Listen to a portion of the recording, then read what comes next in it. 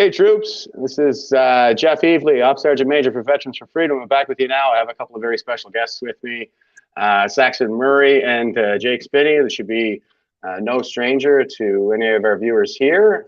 1 second, we got one more coming in. Da, da, da. And also, we have Charles Holt on board with us here tonight. So the topic for tonight is the POEC hot wash. So hot wash is kind of an Air Force term for, a conversation we have after we've screwed everything up. So that's what we're here to do now, just kind of get everybody's thoughts on it. I think Sax is going to be leading us off with the clips here tonight. I'm going to be leading on him for a little bit of an assist. It looks like I'm having an internet problem here at my place. So I'm just streaming from my phone. I might have to duck out here and there to just kind of keep this thing going. But as usual, it just wouldn't be my show without a couple of bloopers, and we're going to power through it. But before we get things kicked off, I'm just going to pass the talking pillow around to my friends here, and we'll get you guys just to give us the couple two-line intro just for anybody who might not know you. And we'll roll right into things here, guys. So Saxon, over to you first, brother. Hey, I'm Saxon Murray. Most people watching this probably recognize me, but I've been involved with the Convoy, James Top, and Rolling Thunder, things like that. Or not really involved with James Top as much as been around James the Top and helped with the security on the Merchant of Ottawa. And I also have a podcast, North of Nothing, that I'm trying to do. So yeah, that's me. And I've been watching a lot of the inquiry very intently. So yeah, as we all are. Jake Spinney, why don't you go ahead and give us the two-line intro there, brother? Since the probably best known for telling CBC to get the hell off the monument while we were in Ottawa, and we all love you for it, brother. But go ahead and give us your quick story. And Jake Spinney did a few years with the Royal Canadian Dragoons. You guys would obviously. Lost him. We're all having issues. The Dragoons got him. Yeah. They That's okay. Charles, go ahead, brother. You go ahead and take it away while we're waiting for Jake to come back in. Okay, Charles Holt here. 17 years, obviously retired 2017. I was with 78 Battery, military service, served overseas in the early years of my career. And beyond that, just, life, getting into background, heavy duty mechanic, finance, all different regions of skill sets, lived in Asia for a number of years. And what connected all of us, obviously, is probably the 18th of February would be the biggest nail. And we did a march there to support James Top on the day of his arrival in Ottawa. We did it from Red Deer, Alberta to Innisfail Airport, just to raise awareness of what he was doing, and that what a tour de force that he did, just to try to get some more word out to the public, obviously, because our media was not giving that audience that he needed. So we were just doing our best to give him that support. Yeah, that's right. He really was getting snubbed everywhere he went, not just by the media, but by the Legion as well. I would be remiss to not point out. But I saw James really make a lot of progress, I think, in terms of getting that exposure. I've often complained that there's a handful of us, at least here at Veterans of Freedom, we can't even seem to get an audience with the kind of alternate media that's out there. But James, I've been seeing him getting interviewed by Rebel Media. And now it seems that Tom Marazzo is really making some inroads with them while he's in Ottawa here this year. So things, or for the Public Order Emergency Commission, so things are really kind of looking up on that front. And we couldn't ask for a better representative, I don't think, than James Top. He's kind of like the patron saint of marching at this point, I would say. So I'm just bringing Jake back in here, guys. I think, is he there? Yeah, he just messaged Yeah. me saying that he's backstage. Yeah. Okay. I got him here. He's got this. He's kind of dropping. Yeah, he's gone again. So he keeps dropping. He is in the middle of nowhere right now, just to be fair. Yeah. That's okay. But yeah, but I think everybody around here kind of knows Jake anyway, so we can probably forego that introduction. So the topic today is the Public Order Emergencies Commission that we've all been glued to some degree or another, I guess, all this week. I've been watching Rowan's stream for the most part there. That's War Campaign. He's a friend of Veterans for Freedom, and he's been doing a great job. I can't glue myself to that thing the way that he does, like from sun up to sundown. I kind of prefer to catch him later on in the day, maybe on double speed, and I'm doing other stuff. But anyway, he's doing a great job over there, kind of holding down the fort on that front. But why don't we go ahead and dive into it right now, guys? I mean, this is the week that we're finally getting to hear from the politicians and the decision makers, and not just the police who are advising them and stuff like that. I think we can all agree it's been a bit of a circus seeing that sausage get made. But well, we'll start. What do you guys think anyway? Saxon, want to start us off, brother? Sure. Highlights? Well, I guess we can start off with Mendocino, I suppose, and we'll try to work our way towards Trudeau or Freeland and Trudeau. Okay. And I'll start with we'll just focus on Mendocino's claims mostly about veterans and ex-police. I have a couple of those queued up pretty quickly. So nice. We'll go through this one. Okay. This is related to Coventry Road and there being a organized ex-police and ex-military presence there that were of some great concern and threat. And one thing here, guys, it is Friday night, so cheers. This is what I've been trying to make a ritual. All right. Cheers. I got nothing. I'd like to, There's pull Jake. it back, but there we are. Cheers, Jake. What's up, boys? Sorry, I'm living in redneck land here too. We're being told no sound right now. So I got this one video here. I guess I can bring in more. I thought it would play right away, but it's not. So I'll play that. Or you're the one who has to play that one, eh, Jeff? Oh man, I can't do anything from this end. You can click present at the bottom of your screen. If you Can I? I have it on my end here. On your mobile? I did it as well. 1 second here. Let me see. Try it again. Bottom of my screen here. I got it in there twice now. It just gives me the option to remove it from studio. That's Okay. interesting. You could put the link in the chat, and I might be able to try to present here if you're. Yeah, go for it, guys. See if you can achieve a workaround there, because I don't seem to have anything showing up in my. Let me think here. Sorry, audience. See, this is a perfect example of Army guys at work. Yeah. Let's see. What can I do?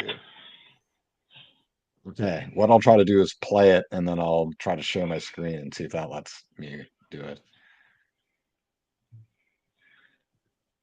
1 sec here. Oh my goodness, what is going on? StreamYard's All right. Connect. Give me a moment, everyone. I apologize. This is wild. Come on, Sax. Okay, but pressure's on. Pressure's on. I just dropped off and came back again. But Marco Mendocino, I think, is a pretty good example of what we're up against here. That guy cannot give a straight answer to anything. I think probably my favorite part in all of the presentation, all of the testimony that he gave was, when they were asking him about there was a note that he made just prior to going into one of these meetings, and they're reading it back to him, and he's saying, what was the date on that note? You can see he's just formulating the lies, because they're asking him, at what point did you know this, and what point did you know that? And they're reading these statements back to him, and then he's got to say, well, wait a minute, what was the date? I need to kind of get this all sorted out in my whole fucking cycle of lies here. When you set up a string of lies, you really gotta. It's a lot of work. Look at Freeland's testimony. Look at fucking Trudeau's testimony. Anytime they were telling blatant lies, It was the one word, you know, 2 words together at most. You know what I mean? Yeah. Like, I don't know, man. Like, I'm not a body language expert. I'm really not an expert in anything except for running my mouth, probably. But like, that's people formulating lies while they speak. Like, for sure. Yeah. That's how you act. Like, that's what you do. Like, holy shit. And there So was unable to share screen, just an update there. It's just Excellent. loading itself down at the bottom of the page. I think it's waiting for you, Jeff, to give permission to share. So oh my God, how do I do that? I did like Trudeau in the, I think it was the lady from the Constitutional Freedoms.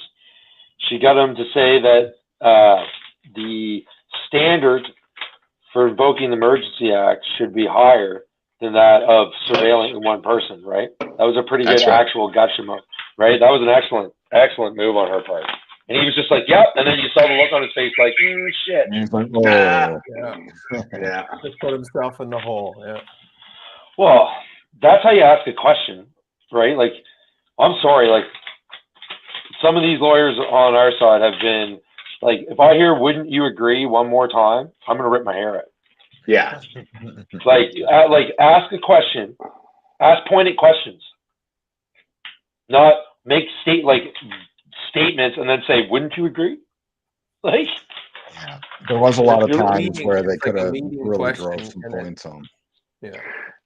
Yeah, and I mean, they don't have an easy task trying to drag it out of these worms either. I understand. well, that. no, and the whole like this whole time limit issue, like this is like this is the most serious powers that the government can enact. Like, I don't think anyone is going to argue that.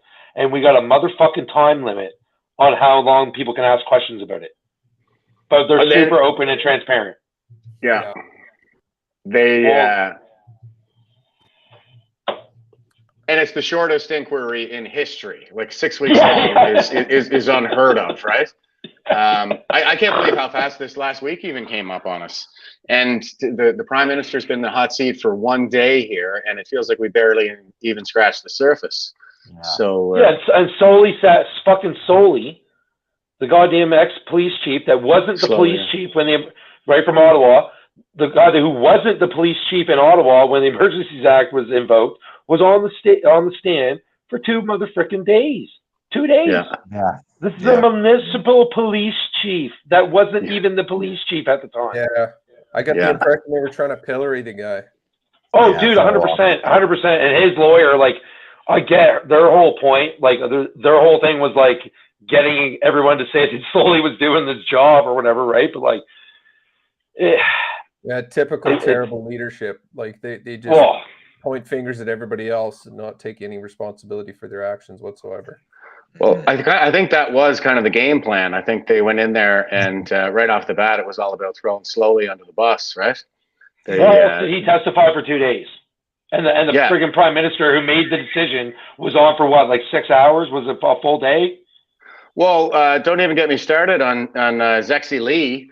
I mean, what was that all about? They got like 90 minutes right at the start of it. Like they took an entire morning basically just to talk about how butthurt some of these plants are in Ottawa. Is she not a Chinese national? Yeah, she's a commie, for crying out loud. Well, this is like working for the federal government. Somebody needs to do a real investigation on that individual. I mean, just okay. I know. That might sound insane, but the name Zexi-Lee, it sounds like I know. I'm sorry. What is that? It sounds you know like what kills me too? The honking thing. They go on about the honking thing all the time. The honking all day had stopped the first Monday before any sort of injunction. Not to say that there wasn't honking, because there was obviously honking. Yeah. They had like a time frame where they would honk. Like every few hours they'd honk. Sometimes they'd do after that first weekend. It was awesome. Yeah. Right? Because that first weekend, there's no one in the world that will deny that there was horns blasting 24/7, because there was, right? Yeah, like 100%, 100%. First day.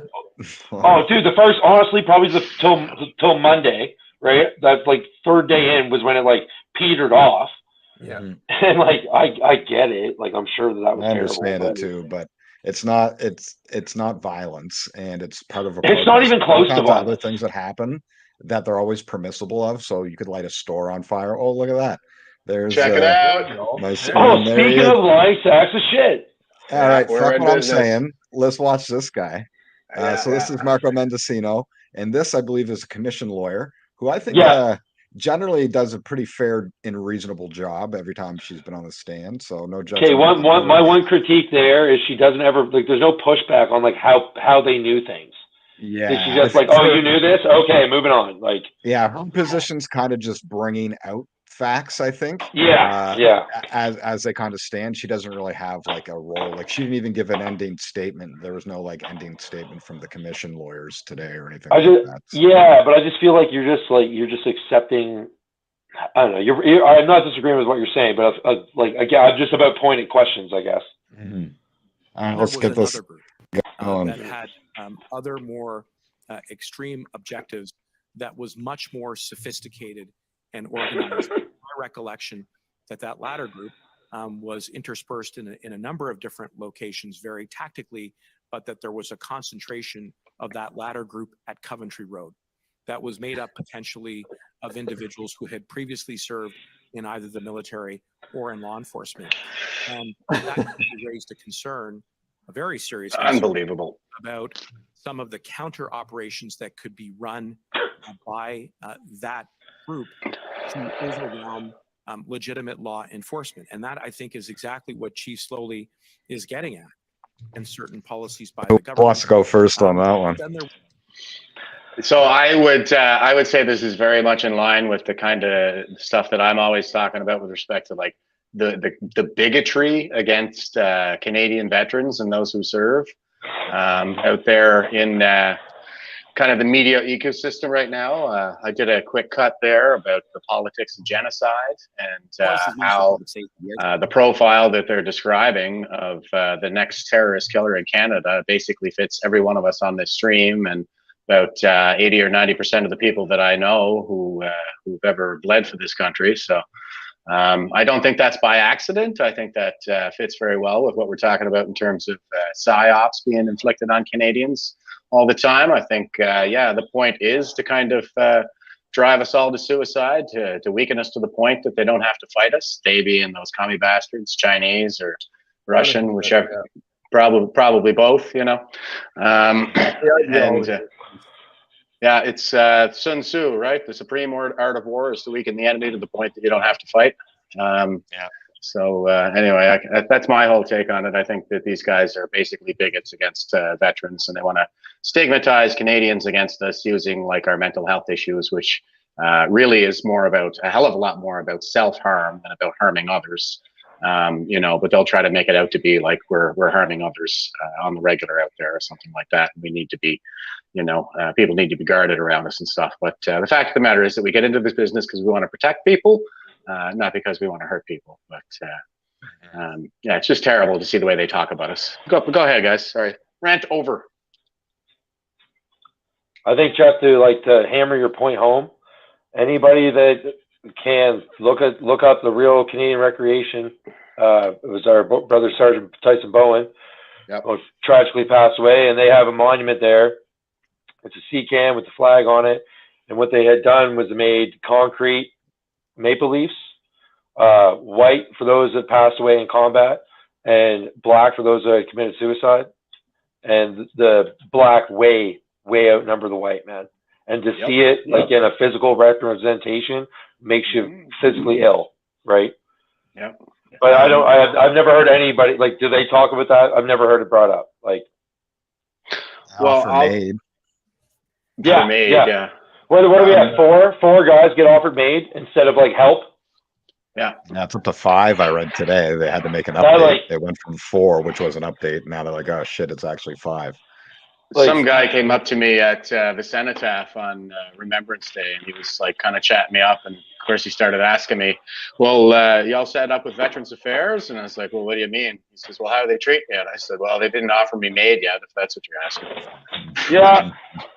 That's a nice dig there for that. But, it's insane. And these people, this individual, Mendocino specifically, I would say, like, it's like, it's almost as if it's a sick version of jealousy of like, hey, there's people out there that actually want to put their lives on the line for other Canadians, you know, and I'm not willing to do that. People, you know, and get like, it just blows my mind, because there's any good soldier I ever know, they do the job, they put their time in, they work hard, and they disappear into the background and live and continue working to make Canada a better place. Yeah. You know, for the most part. And yes, we struggle. Of course we struggle, because there's things that happened to us and through us that, you know, are very difficult to, you know, to extrapolate, and they're offering us what, more stress and more pain, and telling the public that we're just a bunch of psychopaths. Like, yep. Well, let's get serious. The only actual organized group of veterans were those of us looking after the tomb. Like, in all seriousness. That's right. Yep. Like, so if anybody wants to see like my handwritten fucking notes about who's keeping fucking watch at 4 a.m. on the 12th of friggin' February, like, I can show you. Yeah. Like, we that was all in the original chat too. I still have all the schedules that I made and posted in the chat and shit like that. Yeah, so. Like, that's what I'm saying, man. Like, and I'm sorry. Yeah. Like, how many of us do you think were in that, like, doing the guard duty? Was there 30 of us, 40 of us, maybe? Yeah, about 40. Me, I was that jackass that didn't show up, but I didn't even put my name in the hat. Yeah. It's all whatever, man. It all got done, but. Like, and then there was obviously Sax. There was a group of you guys doing what you were doing. There was other vets that were just like doing their own goddamn thing. But like, yeah, I don't know. The way I saw it is we were there to make sure everybody was safe. Like, that's the reason, Jeff, you and I and Chris and everybody else went down to Sussex Street, was it not? Like, we put ourselves between what we saw was over heavy-handed measures by the police and the government, and what we deemed as peaceful protesters, because we had been there and witnessing it firsthand. Yeah.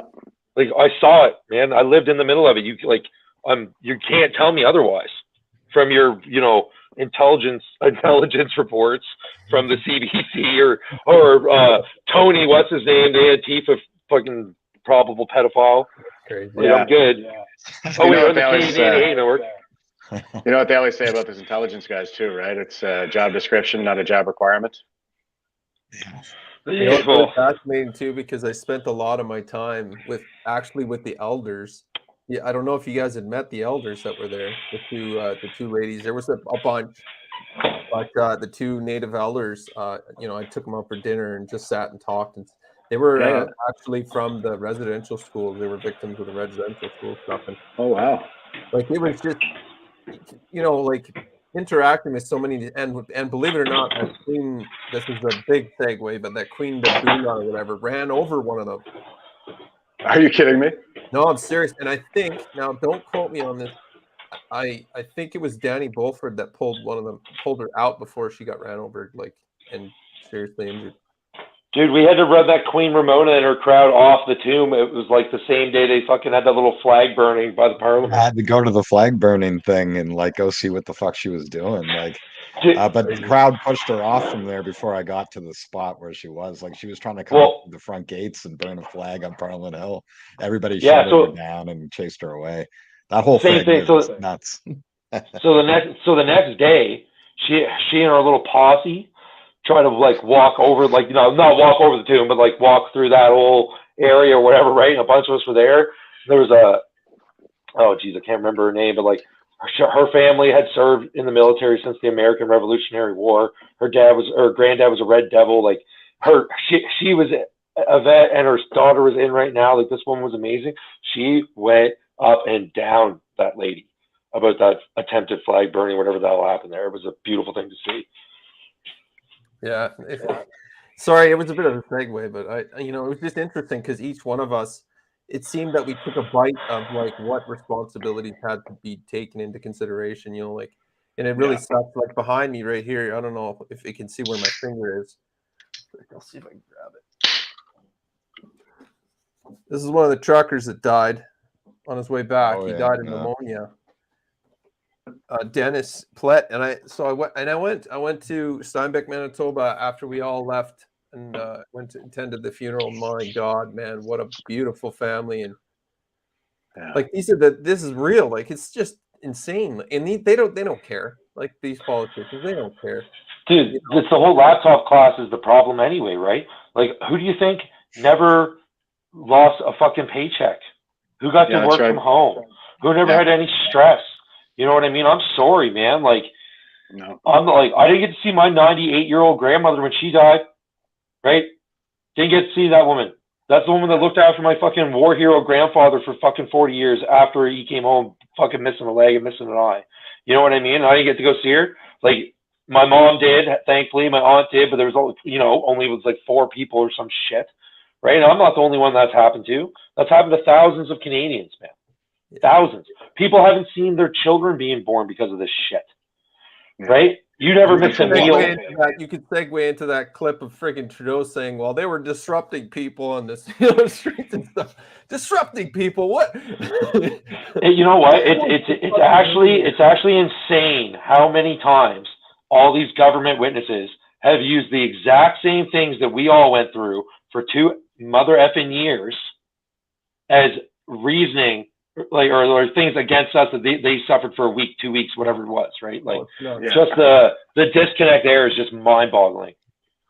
Yeah, they're so out of touch. I don't even know where to start with them, and they were, all of the incentives were in their favor. You know what I mean? The like they were incentivized to continue the lockdowns in the public service because it was Guccier than ever for them. They got to stay in their jammies all day. They were staying in bed, their entire work day and all this stuff. So they were living high on the hog. And getting their Uber Eats. Getting their Uber Eats. And the irony is that I was one of the first Uber drivers in Ottawa, so I was doing it before it was legal. And they fought like hell to keep those guys out of there. And then they really did. It was national crazy. Emergency. Yeah. Sax, I was putting your screen up. Let me know if your screen's good to go again. Off there. Yeah, I'm just so some of my clips weren't all exported. I'm just figuring it out now. But I got a few different. I got them all up in Adobe Premiere, so I'm just trying to find which ones. Like I got a bunch of Trudeau stuff. I have the full first 2 hours where he says a lot of stupid shit that we could just kind of scan through if you want, and that might be whatever you want, bro. Just a little clip at a time. Even Twitter clips work. I was gonna say I cannot take another 2 hours of that. I already listened to enough today. Sure. Yeah, and it really is nothing but baffling. Well, my God, man, like.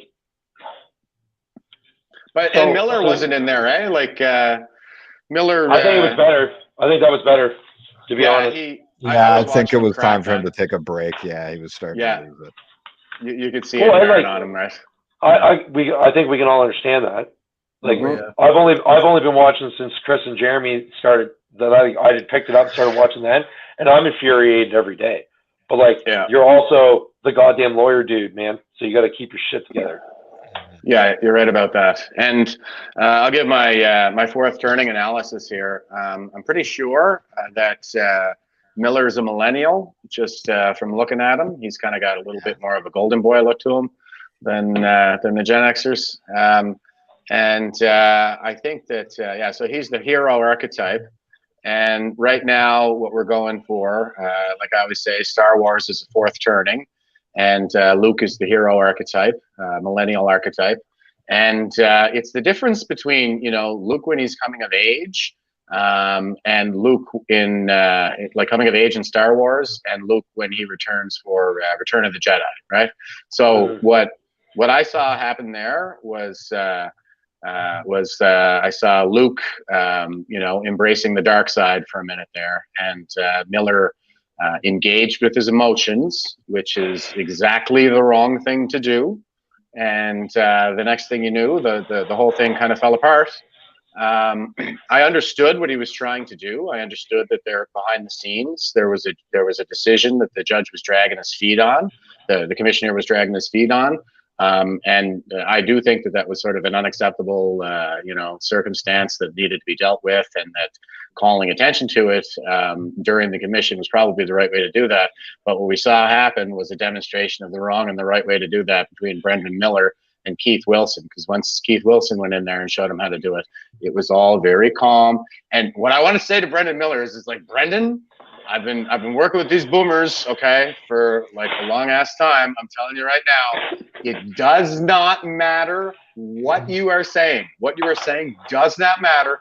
All that matters is how you say it, okay? That's it. And if you just go back and compare and contrast between Brendan Miller and Keith Wilson, you can see that they're saying the exact same thing, but the difference is how he said it, right? It's the these are not the droids that you're looking for, okay? As opposed to I don't know, what does Luke do when he freaks out and cries, no? Yeah, I think you nailed it, Jeff. I think you nailed it. Keith Wilson's response was perfect. Yeah. And that's kind of where we all need to be. That's where all our heads need to be when we're dealing with these guys, because you got to understand that part of, like, a big part of the objective of what they're doing when they're pushing us like this is to get a reaction. Don't give them a reaction, give them a response, right? Don't react emotionally, respond intelligently. And I'm so proud of Canadians who handled themselves so well in Ottawa, not even so much as a frickin' punch thrown. That is unbelievable for what those cops did there. Unbelievable. So I couldn't. Let me second that, man. I couldn't, like, having witnessed it firsthand. You, Jeff, yourself as well. Like, yeah, I watched Chris Deering go down. I was like, oh, dude, dude, I had to rip Brian Marr's head out of a cop's headlock. Like, I get it. Like, yeah. You know, before people, I didn't even see Chris. Like, we were so close to you guys, but wrapped up in our own shit. I didn't even see that happening, right? No, I had no idea what was going on with you guys either, so no worries. Oh, fuck. Yeah, no. Yeah. You're literally in the middle of it. We got all separated, and it's just chaos, right? Total chaos. Yeah. I'm so glad there was a lot of different directions of video feeds, you know? Yeah. Even though the police had death cameras, and for some reason we haven't seen a single piece of footage from any of them. Dude, they were wearing body cams. They were wearing body cams. You can see it in all the footage that I put together and the videos and everything. They tried to tell Scott McPherson that there was no body cams there, and he's like, your guy fell down. So one of their guys fell down in front of Scott and Rob McGowan. They fucking picked him up, picked his body cam up off the ground. Scott himself literally put it on, buddy, and dusted it off. And they were like, no, we didn't have any body cams. Yeah. But now all of a sudden, no, it gets better. Now they do have body cams. And I mean, just go and look at that. I put that quick cut together there, the Battle of Ottawa. Just go and look at it. They all have body. Like, I can't even spot a guy without a body cam. It's not. No, and covered faces, and half of them didn't have name tags. Yeah. Couture Laison. That's the name of the guy who kicked Chris in his pinned leg. Yeah, down. It was an officer Lee from Toronto, LEI, actually, however you say that, from Toronto, that assaulted Scott too. Oh yeah. Okay. You got a clip ready to go there, Saxon? I think I got a area of today's first 2 hours, which I think, but I'll need to use the volume to see if I can find where he lists the threats. I'm just to national security. Go ahead. I said I can kind of see what you're doing here in the background, and I'm gonna I'll throw you back in when you're good to go. But the words of the CC is a handy definition that was already existing and fucking handy definition. Try using it. Threats. Can we just stop and talk about the definition for a second? Because he goes into these tirades today where he talks about the definition, the CSIS definition, which, okay, so CSIS had a definition, and this is true, for what they would consider a threat to national security and so on. So something that CSIS would act on as like a filtering process to say, okay, we can investigate this. So he uses the example today of there being a like a wiretap. So let's say CSIS wants to wiretap someone. They have to meet these definitions in order to have the authority to wiretap this person. So, okay, fair enough. But the definitions are what they have to meet for them to be able to use that authority. So the definition from the CSIS Act was taken and put into the EMA to make sure in the process as a definition that you would have to follow to meet a threat to national security. And so Trudeau keeps trying to liken CSIS's use for it to just get things like wiretaps and investigate people. That's how Trudeau keeps trying to equate it. And he keeps saying, without explaining, and no one fucking asked him to, he keeps saying that the CSIS definition is only applied to the EMA, but there's other broader things that you can consider for something to be a national threat, which is total bullshit. You actually have to meet the definition still. And I have a clip that I can show later of one of the lawyers asking and saying, so as soon as I heard this, I was like, okay, so if you can't, let's say, wiretap Pat King, who's at the convoy, right? And you have that same definition that CSIS can't use individually in their own right, and you're trying to find things that meet that definition to use the EMA, and you can't even use it for CSIS's uses, then there's no way that you can use it in your national interest use to invoke the EMA. There's just no way you can do it. So CSIS came out and said multiple times, nothing meets the threshold for national security threat under our definition.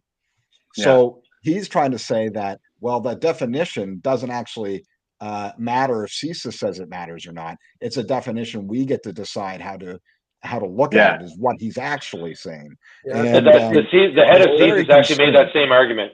The head of CSIS made that same argument that it didn't meet the threshold there, but that he still advised Trudeau to fucking enact an EMA because of the broader definition. But he still doesn't. But the definition still needs to be met. So regardless of, I agree with you. I agree with you. Well, actually, I heard one of the lawyers put it to him really well, and it's not one of the ones that I'm really familiar with. I can't remember his name, but he said, okay, so I'll use the example that you were going with there, Saxon. He said, okay, so CSIS has their definition.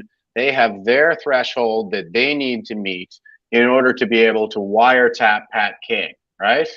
And he says, so do you think that threshold to wiretap Pat King should be a lower threshold than is required than to meet, to declare a national emergency? Or should it be a higher threshold? Because it seems to be, and this is my commentary now, but it seems to be the case that what they're saying is that no, we know that the threshold to do an investigation by CSIS was not met, but in the broader context, the threshold for this same definition was met by the more senior decision makers, but that threshold is lower for them.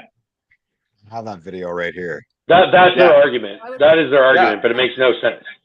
No, of course it doesn't. This is the clip. This girl nails it. This is the girl who says this is the lawyer you're talking about right here, Jeff. I got the example. Okay.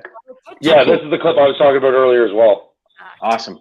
Threshold, the level of threshold of the security threat that must be met cannot be any lower than it is when CSIS is proposing to surveil one person. That the threshold is no different. Do you agree with that? Yes, I do. Yeah, she got it. That's a gotcha moment right there. Yeah, she got it. Miller time. Miller just got schooled right there. Yeah.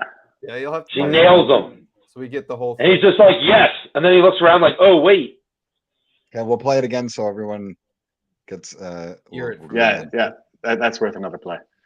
Yeah. But I would put to you that when invoking the Emergencies Act, that threshold, the level of threshold of the security threat that must be met cannot be any lower than it is when CSIS is proposing to surveil one person. That the threshold is no different. Do you agree with that? Yes, I do. Thank you, Prime Minister. Yeah. She fucking nails him to the coffin right there, and he smiles like, oh, I'm a fucking idiot. Yeah. Exactly. Like I'll pull that down for now, I guess, Saxon. If you want to let me know when you got another one, then fucking Seems like we're getting a rhythm to this now, you know. Mm-hmm. Yeah, I think that was probably the best cross all day. Yeah, very good. I was disappointed. I wanted to see Miller back out there, I guess. I've been a big Miller fan since day one, but yeah, he was out of line, guys. Like he really kind of fucking screwed the pooch on that one, I think so. You're just Yeah. how are you affecting anything if you're not in the game, brother? Like getting Yeah. yourself kicked out and shit. And like I don't disagree with him about his point either. And I do see that how he has to get that on the record, because then it can't, if it's not on the record, it can't be challenged later, right? So I get what you're saying, but look how Keith Wilson did it. Exactly. Yeah. Yeah, it was coming flat. at Roley's not. Yeah, Bereft coming at of Roley with emotion. attitude isn't going to work. No, This no is the attitude. somewhat- Like, I think this is the benefits of having this public inquiry, because he can, you know, they get to bounce ideas off each other, like just by watching, you know, and that's the beauty of it. You know, if you're just in the court and you're the one dude that gets to run the show, then all the pressure's on you. But I think this is like in the wash. It's going to improve over time, and Miller gets that opportunity. So as soon as they appointed Rouleau, it was, you see where it was going. The guy's a lifetime fucking Liberal Party member. The only thing he's ever really, like, he is a Supreme Court judge, as I understand, but his thing has been like language. What Tom, like official languages is what Tom Q was saying the other night. So it's like, yeah, it's not like maybe one of the judges that Tom trained to do terrorism stuff and like super serious shit. Not like you have to speak French half the time. I don't know. You know, it doesn't seem like there's a whole lot of intelligence per se really being admitted into the record, though. You know, and I'm listening. I'm listening to what Rouleau is saying, and it seems like he gets it. Like there are a couple of moments there that he shows a little bit of transparency, you know, where he's thinking out loud, and they're almost like gotcha moments that you see on Twitter now, where you know, in the first week, he was like, so was there any consideration whatsoever given to just allowing them to continue to protest in some form or fashion? And they were like, no. So it was like in the first week, it's like he got it. He got it right away. Talk to us of any sort of meaningful conversations. Exactly. I remember screaming that at those cops down there on the line, you know? Yeah, they were like, what do you expect us to do? I was like, come to the table. I had a PLO. I had a friggin' PLO down there, like right out. It was after the Emergency Act, and they were handing out their little notices with the red borders or whatever, right? So it's down in Sussex, and we're down. I'm talking to this PLO. He's like, well, what? Like, we're just trying to do this or whatever. Like, what do you guys want? I said, man, are you serious? I said, what I would like you to do is put your badge down and grab a sign, but I was like, or you could someone could come talk. Yeah. Like, I don't know. Did you guys catch that portion where Justin Trudeau was basically saying, well, we knew what they wanted. We knew. Yeah. You guys I got that. Oh, yeah. Loud and clear what they wanted. It was obvious. Yeah, exactly. 1 sec, I'll see if I can find that. Dude, he was so pissy then. It was fucking hilarious. Got it. Like, it was. You got it? Pointed in my mind, and he's like, well, because of Coots, you know, it was a power struggle at that point. It was ego. You got that? Yeah. All right, so this is you said it, Charles. It's all ego. It's all ego. Oh yeah. Sorry, go ahead, Sax. This is him responding to being like, well, okay, so did you listen? Did you hear what they wanted to say? So she was basically talking about, well, they wanted to talk to you, kind of thing, and asking like why he didn't take that avenue, kind of thing. Right. Nice. We were well aware of opinions and concerns and perspectives of those individuals. But it was clear that it wasn't that they just wanted to be heard. They wanted to be obeyed. They wanted us to change. Pause that for a sec. Projection. I'm calling foul. Flag on the play there. That's projection. Obvious psychological 100% projection. Yeah, man. Like, it was clear. 2 years of him wanting people to obey him. And he was doing things. So this is the like good thing you stop and point that out. So people who haven't seen this, like right after he says, "Oh, they wanted them to obey," he then goes on to say this. Now listen to this shit, and then your brain's gonna explode. You go What back planet does this guy live on? Yeah, I'll back up a bit and listen to what he says after he wants people to obey. To be heard. They wanted to be obeyed. They wanted us to change public health policy designed to help Canadians, and we're going to occupy locations across the state interfere with the lives of Canadians until such a decision was taken.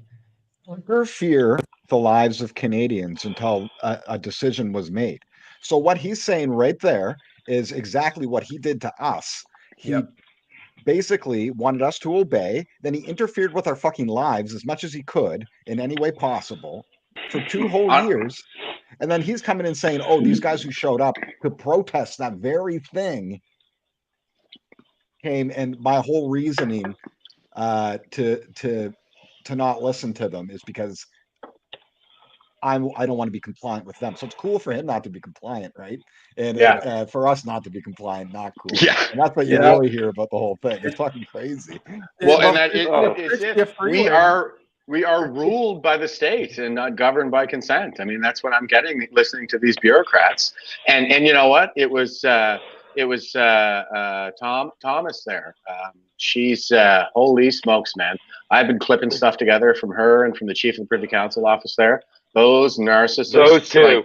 Man. And it was Miller, I think, that got her out of. He was like, you believe in the rule of law, and she was like, oh yes, of course. And that's the thing, guys, is they just say whatever sounds good. They think whatever sounds good is true. So she just says, oh yeah, of course. I believe in the rule of law. And he's like, well, what does that mean to you? And all she talked about was obedience. And then he was like, well, do you guys have to obey the law? She was like, oh yes, of course. But the thing, I don't think he nailed her down there in that moment, because to me, and not just to me, but the rule of law means we're not ruled by other primates anymore. It's not up to the whims of the people in charge, like what is to be obeyed at any given moment in time. There is a law under which all of us are ruled. We are all subject to the same rule of law. And I mean, that's what seems to be so lost on these senior bureaucrats. They're just power dogs. If you listen to Freeland's testimony yesterday, at one point she's kind of talking about the counter protesters and like maybe people are getting violent, and it's like they had to take the law, like take it into their own hands. She's just like, that's the last thing we want. They're going to lose confidence in the government looking after you, and that's what we're here for. That is not what you're supposed to be here for. The government, the fucking government, should be a safety net at best, right? Yeah. It should be a safety net. Obviously, the federal government needs to look after international interests and home defense. Clearly, that's a federal thing, 100%. But also, sorry, go ahead, Jeff. No, sorry, brother. You go ahead. No. I was basically doing my point. It's just to bring back to the point where they truly believe their job is to look after us. Yeah, like a right. Like we can't do it ourselves. No, they really do think that they are the chosen ones. Like they are the sages. They're like the new priesthood or something like that. Yeah. They're the ones who really know better than the rest of us. And I swear, if you break it right down, it's like their feelings are true. We feel good making this decision, therefore it's the right one. Yeah, it's like not how any of this works, guys. Fucking point blank the other day, Chrystia Freeland was like, I feel this vaccine was the right choice. I got my 4th shot. I gave my kids the shot. And even through that conversation, it pulled it out of her that the idea behind all of the measures was to compel people to make to coerce people, exactly. She felt was the right decision for other people. How about when she's going on about her kids? How about her kids being upset about the Terry Fox statue, but she couldn't explain why they were upset? Her kids are the ones who told her about it, right? I'm not familiar with that one.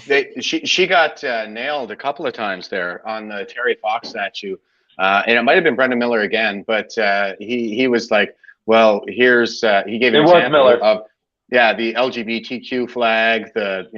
He listed. He said this is what was on the statue at the convoy. That's a desecration, and then he listed basically an analogous list of items that were on the statue for the Pride Parade. And it's like, so that's not a desecration. So it's he said, so it's a desecration when you disagree with the message. And she was like, no. Yeah, that was a good point. Yeah, he did get her on that one. That was a good point. Yeah. And there was another point that he got her on there. It was on the border mandate, you know, the one that brought us to Ottawa, the truckers, the straw that finally broke some camel's back, and brought everybody to Ottawa in the first place. And she was saying, she was moralizing and saying all the stuff that sounds good and feeling good about what she was saying about how to encourage vaccination was the way through this pandemic and blah, blah, blah, with all the regular talking points. And because the question he was asking was, what was the purpose of that mandate? We didn't have the mandate the entire fucking pandemic, and then all of a sudden, boom, we have this mandate. So what's your justification? And she said, well, Omicron, and because I felt good about it. And then he managed to get her so twisted around that he got her to admit, he said, so the purpose of the mandate was to encourage vaccination, to encourage vaccine uptake. And she said, yes. He said, thank you. And he walked away. But the thing is, she started out saying that the purpose of the mandate was to protect health, was to protect human well-being. And then he said, but the purpose of the mandate was to encourage vaccination. She said, yes. Okay, so now, see, he walked away because now it's a question of, well, how do you know that high vaccine uptake is conducive to better health outcomes, right? So now that's the question that they never considered. It's just like, you know. They're just going to tell you to get vaccinated anyway, right? Yeah, it's blind faith in that solution. It is blind faith. Good way to say it. Of which, you know, is not obviously tested, and we know the psychology behind all of that to some degree or another. But like, it's and this is the why we have the rule of law and the layers that we've developed over the many years. Obviously, as flawed as they are, they have a reason is because one solution for one person is not going to be a solution for another person. And that's the whole idea of freedom and choice is like, I mean, if we have this solution, it could be you could literally be, okay, solution A and solution B, you might die choosing either one. But at least you get the bloody choice. Well, you know, and the rule of law, like it's the purpose of a modern Western state, in my view, is essentially like just to pacify the regions, suppress violence, right? We basically enter into this non-aggression pact in our society. We all relinquish our rights to initiate force, and we consolidate that right in the state, as in, like, you know, the idea, whatever. And what happened in Ottawa was a violation of that non-aggression pact. Hey, Jake, can you hit your mic, bro? Yeah, I hit your mic. Just lumbering around. Yeah, holy smokes, man. But yeah, so we consolidate the right to initiate force in the state. So none of us as private citizens ever have the right to initiate force in our society. Only the state can do that. And they broke the non-aggression pact by initiating force against a group of peaceful citizens. Yeah. You know, that's where we are right now. They violated the Constitution, and effectively we have a rogue state in Canada. You know, I kind of forgot where I was going with this, guys. Well, I mean, non-aggression principle. Non-aggression principle. Yeah. Right. I mean, they broke the rules on all of us. So do we each get $10 million now? Like, 10 and a half, actually. Yeah. Right. Okay. Hey, and a speaking tour. And a speaking tour. So we're halfway I'll take a mini mall. That's fine. Yeah. I'm not greedy. Mall in Alberta somewhere. Yeah. Bankrupt the nation, giving every citizen $10.5 million. Hey, I mean, like, I prefer them to bankrupt it that way. Like, me too. Bankrupt it. Let's do it that way, right? Yeah. And the justification for that. The justification for that, don't forget, was that it would have been more money to fight them in court. So, you know, can you imagine what it's going to cost them to fight like 38 million Canadians in court for violating their human rights for the last 2 years? What's you know, it's kind of like, how do you withdraw? Well, you're basically withdrawing $10 million from your deposits of your future to pay yourself now. It's like, what? You know what I mean? Like, well, we don't have any money anyway. Yeah, that's the thing. Is where is all this going to come from? Because we don't even have any money. Yeah, it's so crazy. How about Trudeau? It's so fascinating because I mean and how, okay, so I've had many conversations even locally, and you know, I'm still trying to figure it out, you know, and I think we are working it out with the echo chamber issue that we often have, you know, obviously, because I was having conversations with people locally, and they still like they don't even know this is happening, which is so mind-blowing to me. Like the you know what I mean? Like, have you guys grocery store in the street? walk around, you might in the time that you're there, you might find somebody that agrees with maybe a quarter of the things that we notice going on. There's really not a lot of alertness going anywhere. It's not common. So that's what makes the convoy even more interesting. Everybody's just like, fuck it, we actually have to go do something right now. Because most of us are all alone because you don't see anybody else doing it. That's why we're talking on Zoom right now, because we all live so fucking far away and there's not so many of us around for us to talk to on our own time. Well, listen, how can you be paying attention if you're in survival mode all the time? That's very true. Right? If you're like, you're one payment away, like what are people, 2 paychecks away from fucking bankruptcy most of the time? Right? You got all this other bullshit going on. Like, like when people are like, "Oh, I can't believe people are still so brainwashed." Like the real statement is how could people not be brainwashed? From the food cycle to the education cycle to the propaganda cycle, of course people are brainwashed. Like, of course they are. There's part of the system that's kind of got everybody, like even to ourselves to a degree. Like, look at us right now, all kind of doing what we're doing. We're not exactly out of the system ourselves. Being out of the system, we all know, is like not living off grid basically and not paying your taxes or using a civic address as long as more than a few of us are headed that way anyway, right? And more than a couple of us are headed that way regardless, right? Yeah. Well, you know what though? I think Elon Musk has the right idea, and I know Jake likes to take me on this stuff, but yeah, he bought Twitter. He's freeing it back up. I think I mean.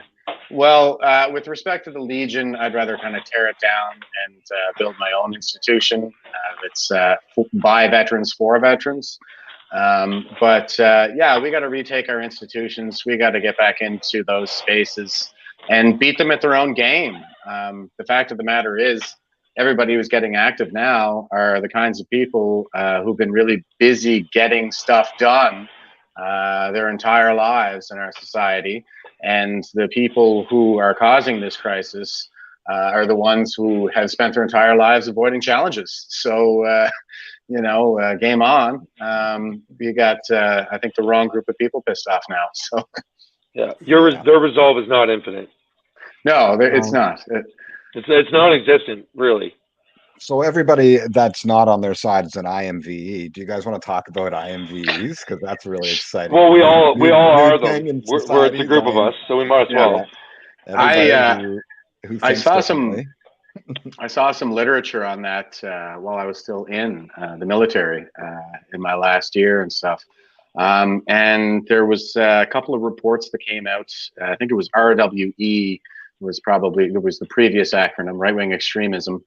And it gets more and more nebulous over time is how Orwellianism works here, guys. So you don't really know what right-wing extremism is, and I hinted at the idea that it's right-wing memes online in a quick cut video that I did, because that's what I seem to infer from the language. But now it's IMVE, which is ideologically motivated extremism, and extremism doesn't seem to mean violent extremism. Yeah, but violence doesn't mean physical violence, and extremism doesn't mean violence.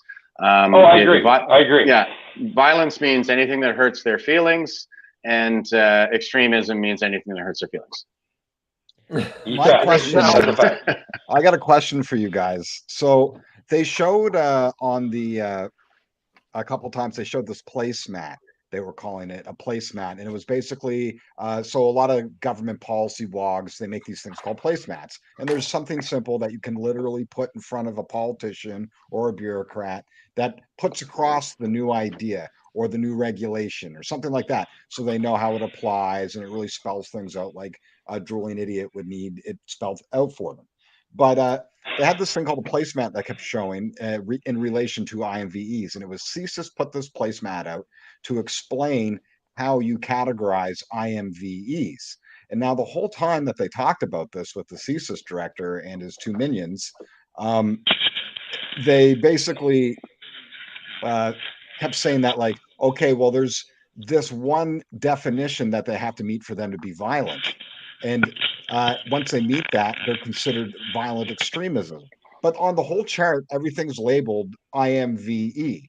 So everybody that they're looking into, like, so my question is they say that they can't investigate IMVEs until the V happens. So how do they know about these people beforehand? Are they waiting for the violence to happen? Like, so that's what I'm wondering. Like, when you look at the placemat, it doesn't make any sense when you think about the wording they're using and the thing that they're trying to prescribe to make them investigate you. So they categorize people as IMVEs. They have all these listings of what, like, different stages you're in until you do the violent thing. So, like, do you think you'd be able to pull that placemat up there, Socks? I can find it for you on. I'll look for it right now. Give me a minute. How about them spending half their goddamn budget on IMVEs? Well, you know what? And how about whether they're still getting government funding directly or not? All of this smacks of anti-hate.ca. Yeah, who's been connected by the judge to violent Antifa at this point? Left-wing IMVEs. I love that. Yeah, go ahead and take us to court. And you know what? Brendan Miller said it really well. What did he say? The truth is always valid defense, or the truth is always defense. Yeah, something. Yeah, and then he was waiting. He wanted to get to oh shit, what do they call it? When they're looking through everyone's documents. Disclosure. Oh, disclosure. Yeah. He's like, yeah, I would love that. Right. Yeah. That's kind of what I was saying when Marcus Ray was going to sue me there. I was like, yeah, go ahead. Jeff, I noticed how that hasn't happened either. Yeah, exactly. Haven't heard anything. If anything, he just disappeared. Yeah, I know. Oh my God, man. Too funny. Yeah. Good times, guys. Good times. Yeah. Remember that, Sax? We were on the live stream with the guy in the cowboy hat. You think about it all the time. Did he wear the cowboy hat? He did. He had the cowboy hat. He asked us to wear them. Yeah, and I was like, "Well, that's not happening." Wear one of those yellow. I forget the name for the hat. I don't know what you call it, straw man. Whatever he's done, he's created this persona. You know? Well, it's a cult, and that's what I see happening. Is well, okay, I'll put it to you this way: it's in a fourth turning. And I'm always talking about how the boomers follow the prophet generational archetype, and the elder prophet is the one that tyrannizes us in their early elderhood. The thing is, what I see happening, so they're the theocrats. They're the ones who prosecute the new spiritual awakening in their early adulthood, reign in the new theocracy in their early elderhood. They're reigning in the theocracy of postmodernism right now, in the words of Strauss-Howe generational theory. And what I see happening is, there are all these other boomers out there who, they're not the ones who are at peak institutional power, and maybe their hearts are in the right place, or maybe they're not, but they're getting involved. And it seems to be the case that the prophet generational archetype, in this case, the boomers, their answer to everything is to just form a cult. So that's how we end up with, a Marcus Ray, and that's how we end up with Queen Ramona. And when you look at the kind of behavior their followers and their organizations are engaging in, it's quite cultist. Well, the cult of science at this point. Oh, scientism is something that scientism, like 100%. Yeah, 100%. Come on. Trust the science. Right? Trust the science is the most culty thing you could possibly say. You don't trust science to question it. I Yeah. am the science. That's a good one. Well, look at the I love Fauci shirts and all that other shit. Like, oh my god! I tell you, I love what, Mangala. I love Mangala. I was just since I was just talking about this guy. Sorry, you know, I know everybody's kind of probably sick of hearing about my generational shit, but the profit generational archetype. Think about it this way, okay? I am the science. Now compare that to something like you roll the clock back far enough. We see I am the alpha and the omega. There you right? go. Yeah, elder prophet, long gray beard, and let's see. Who was it? Not Andrew Cuomo. Yeah, Andrew Cuomo. He's the anchor, right? The brothers, the Cuomo brothers. And he was the one who said it's illegal for regular citizens to go to WikiLeaks. You just listen to what we're telling you, right? We, the press are telling you. Yeah. Well, there was what is it? The Prime Minister of New Zealand. She said it out, like she said, we're the source of the correct information, and I'm like, what? Exactly. What the truth? The like, truth. That's what exactly. We are the truth. We are the source. It's like, whoa. Yeah. She believes that shit. Yeah, and that's what I'm seeing, man. It's just like the Garden of Eden. It's like I am the Alpha and Omega, and whatever you do, don't eat that fruit from the tree of knowledge. Right? That's what the elder prophet does. So, anyway, that's my take on it. My favorite thing from today was listening to Trudeau deny calling us all racist and misogynist and shit. That was awesome. He's like, no, I didn't do that.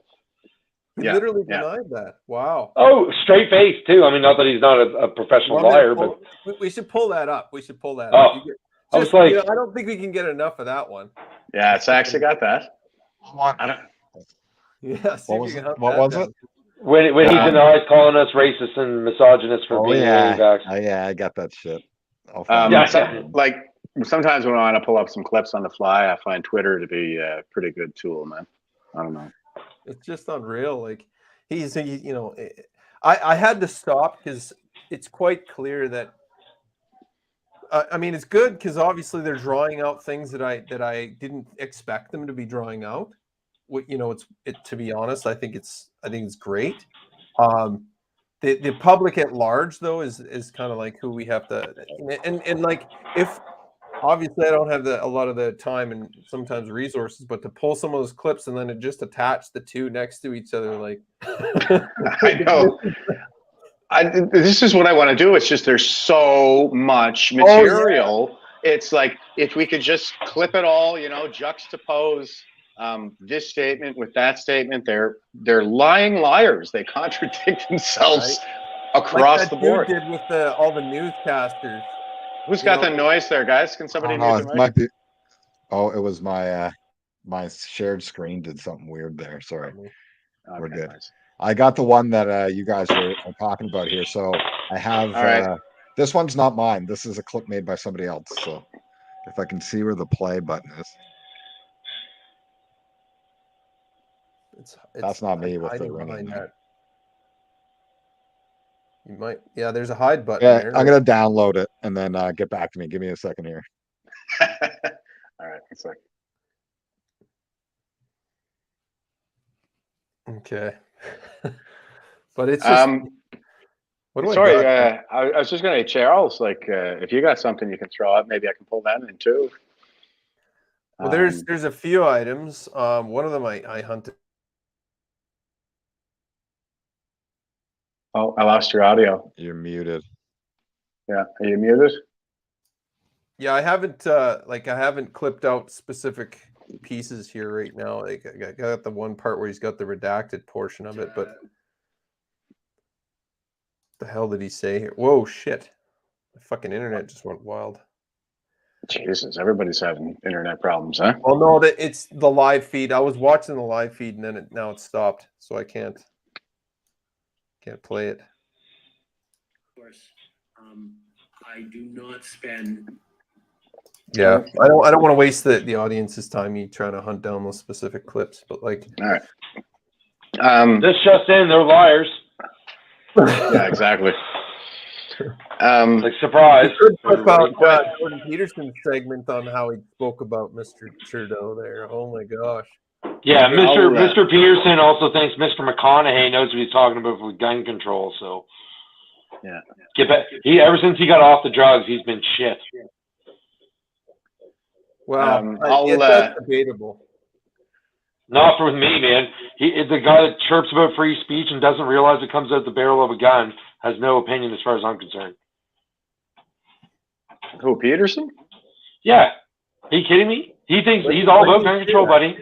What did he say? During the Uvalde shooting, they had after that, sorry, they had fucking McConaughey up there running his mouth about some dumbass gun control shit. And then Mr. Peterson's like, oh yeah, I couldn't agree anymore. I think that's a great idea. I missed it. Saxon, Yeah, well, your audio You is guys cut want to off. share the screen? Got it. All right, here we Watch go. that later.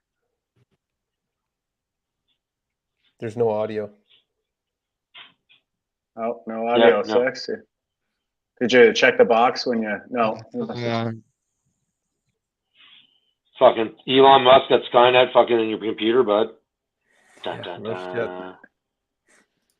Skynet inbound.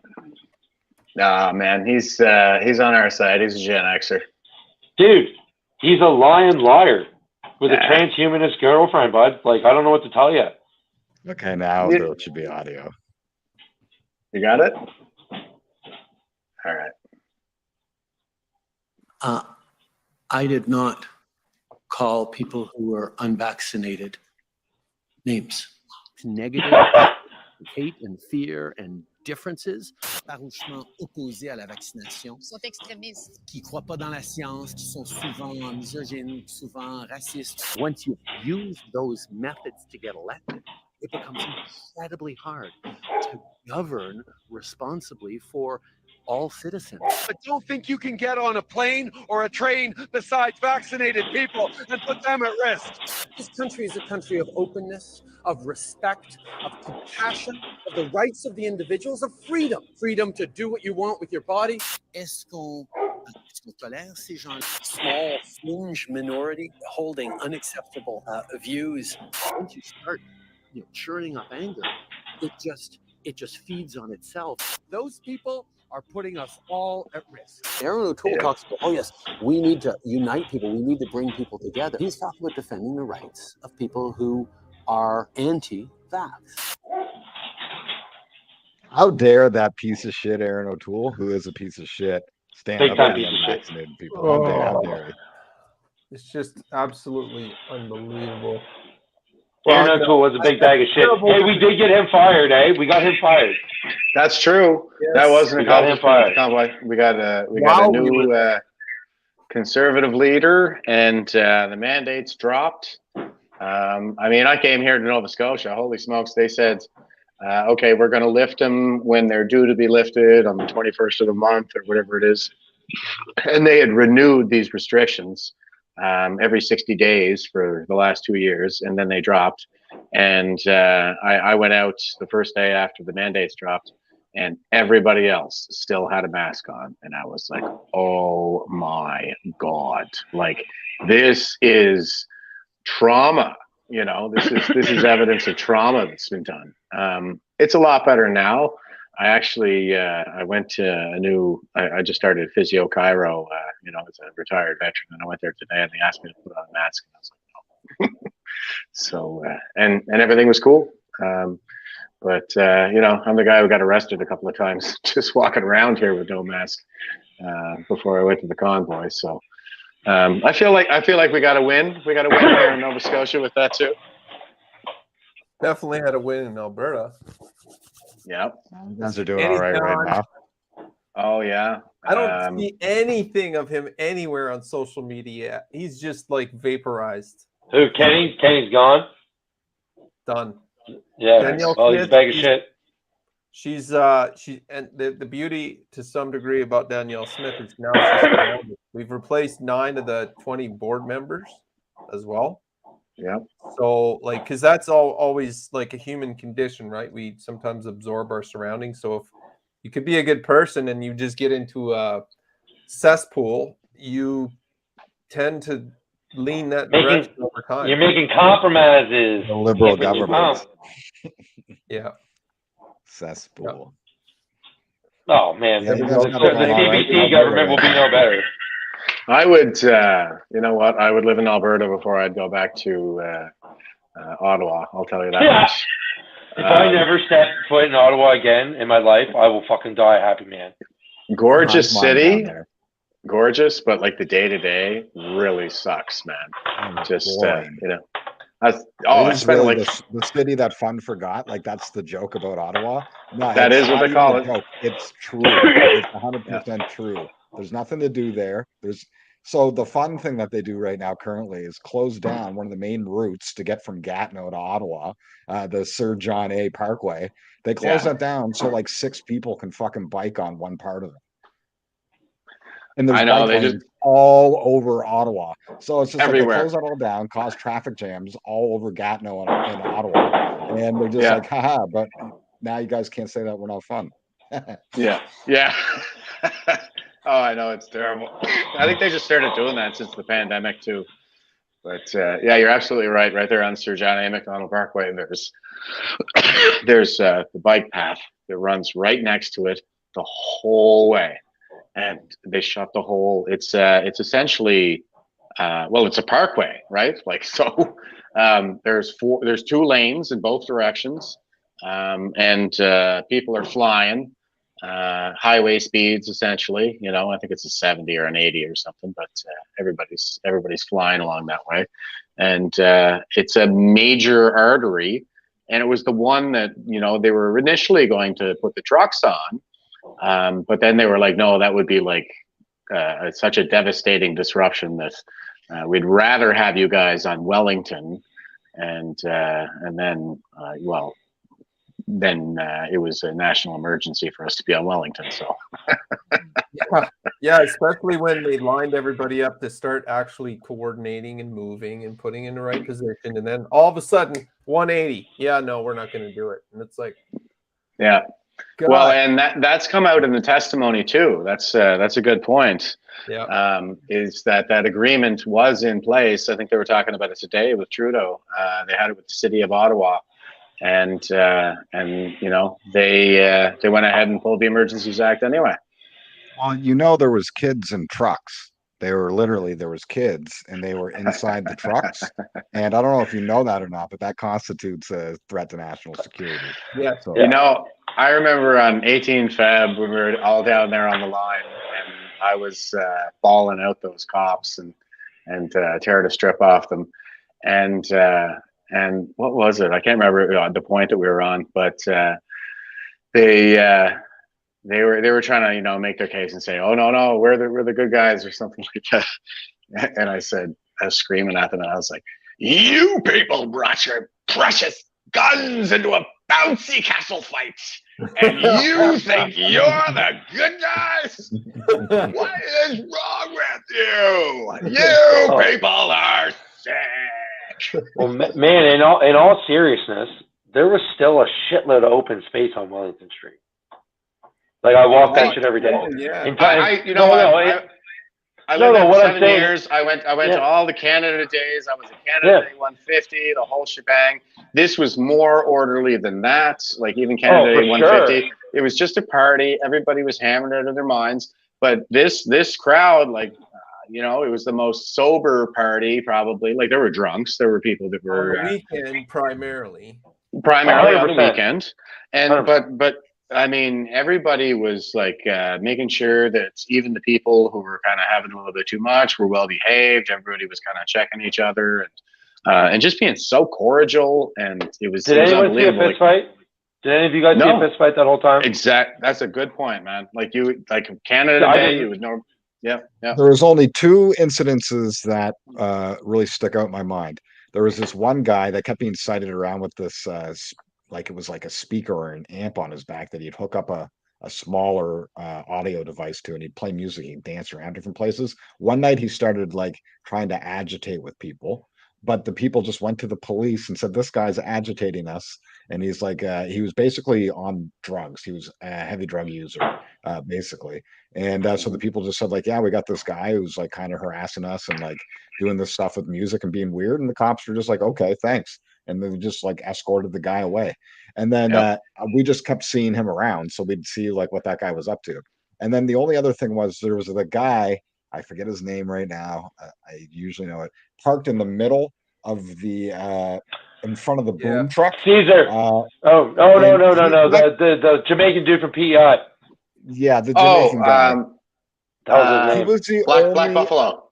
Yeah, and he I think he has some mental health problems. Is really what, like, I talked to him a couple times, and I did too. He was my cellmate at the Innisfront facility. Yeah. Yeah. He was Black Buffalo, and what was I? White Fox. I was White Fox.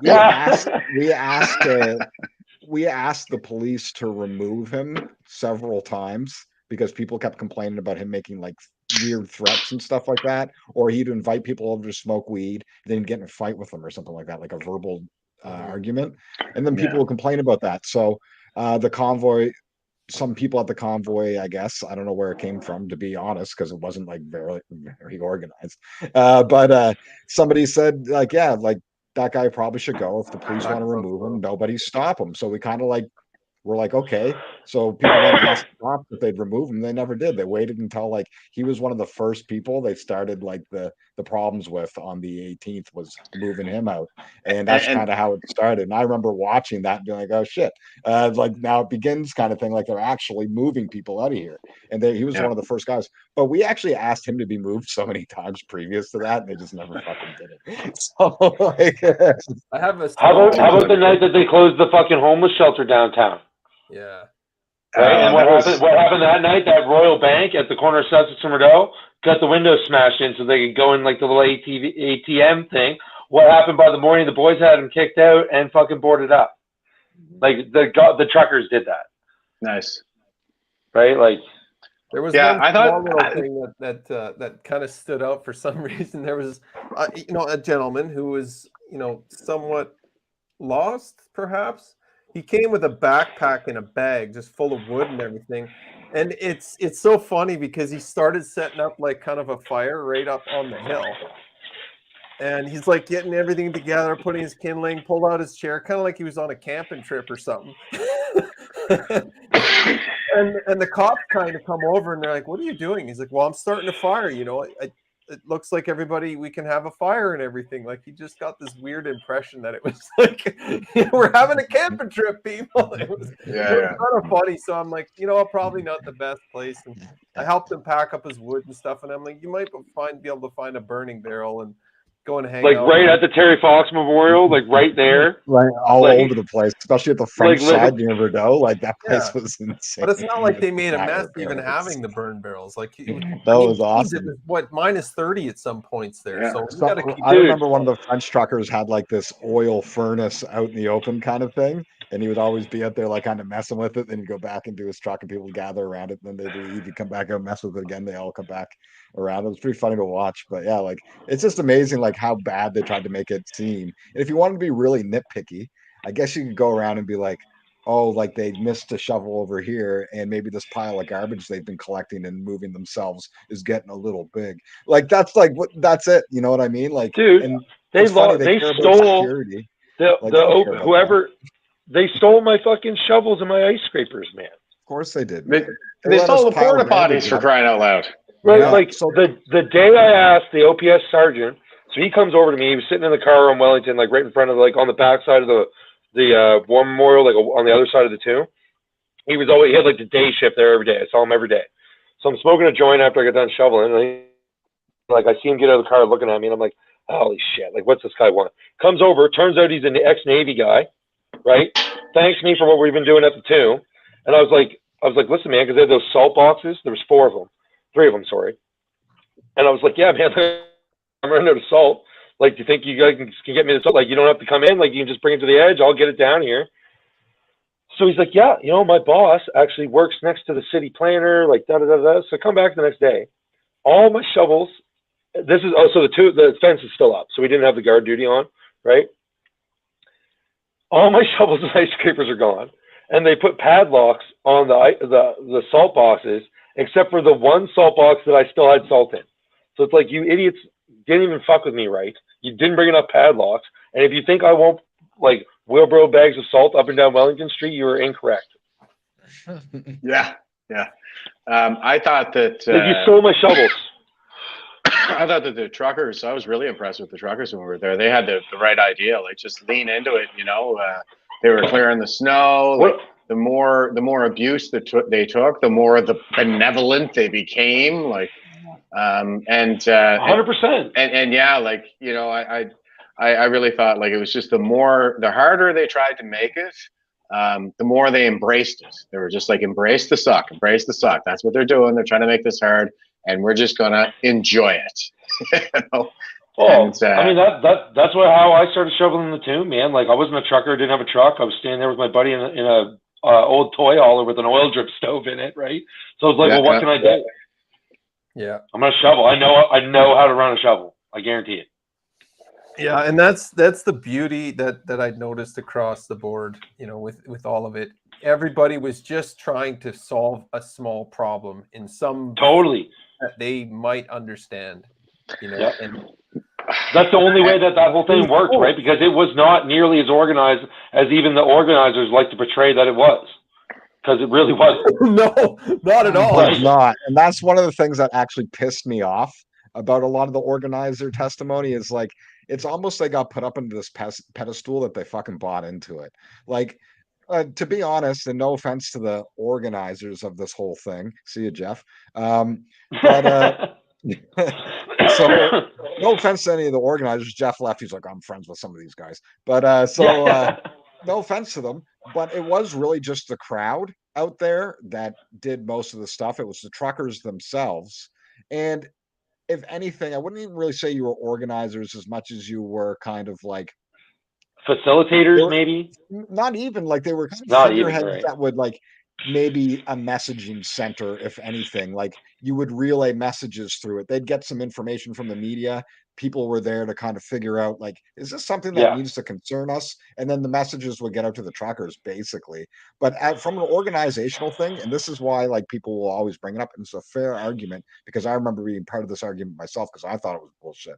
When Tamara Lynch had the post saying that there was an agreement between the Ottawa city and a trucker convoy, we were like, who the fuck? Like, a lot of us were just like, well, who? Like, no one's even discussed any of this amongst anyone. It's not been like, there was no truck there was no block captain meetings about that. Like, with the block, right? Exactly. And like, I had the exact same feelings. So everybody got up in arms because everybody who was involved or talked to, like, it was in the know enough, kind of had a feeling of being like, no, this doesn't make any sense, because like, we've been getting this and this done to us. They're clearly being trying to get us to react all the time, and now you're telling us that you just have an agreement out of nowhere.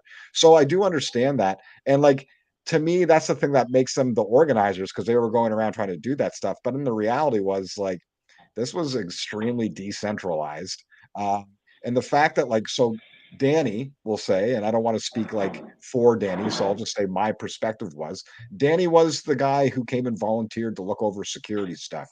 So shit that involved security would get filtered to Danny. Sometimes Danny would say to some of the security volunteers, can you look into this? Can you go here? We're hearing this. Can you go find out about that? This is going on over here. Can you go see? And we were just confirming stuff on the ground using surveillance, just going to be like, hey, yeah, we saw that. That's actually happening. And this is what somebody might have said. And to like bring credence to it, or this is context to what we're hearing. And then you would just be able to say, okay, let's push that to Danny. And then Danny would say, yeah, my feeling is that this isn't something people need to worry about. And that message would go out. So the idea that somebody's over there talking on behalf of the convoy, that's where I kind of get off the bus. Like, I was fine with the Swiss and the ARC being filtration for information, but as soon as it started to look like somebody was trying to organize things, I was like, what the fuck? And there's other stuff I'm privy to that I can't talk about between different organizations, but there was a lot of issues with the people trying to become organizers. And I don't knock Tamara Lynch at all because she was a great figurehead. I'm not knocking the figurehead aspects of any of these people. The fact that she was looking over the money and doing all this stuff, she got a lot of flack too. And there's a lot of things to be considered that a lot of the media doesn't know about, a lot of people know about in the background and stuff. Yeah. So the whole organizational thing about it really did perturb me, because I kind of felt like that was just pushed on the convoy, and there was some people they could target that way, and that's what it kind of became. It was kind of like it got fabricated, and then they kind of bought into it. But like maybe people are gonna be mad at me now. I just probably no. I totally agree with you, man. I totally agree with you, because like how I met Drew, my buddy Sam, Sammy Fields, if you're watching, I love you, buddy. He was running all the mechanics downtown, like fixing the guys' trucks, as it were. And at one point, he was still using like his personal credit card buying parts, right?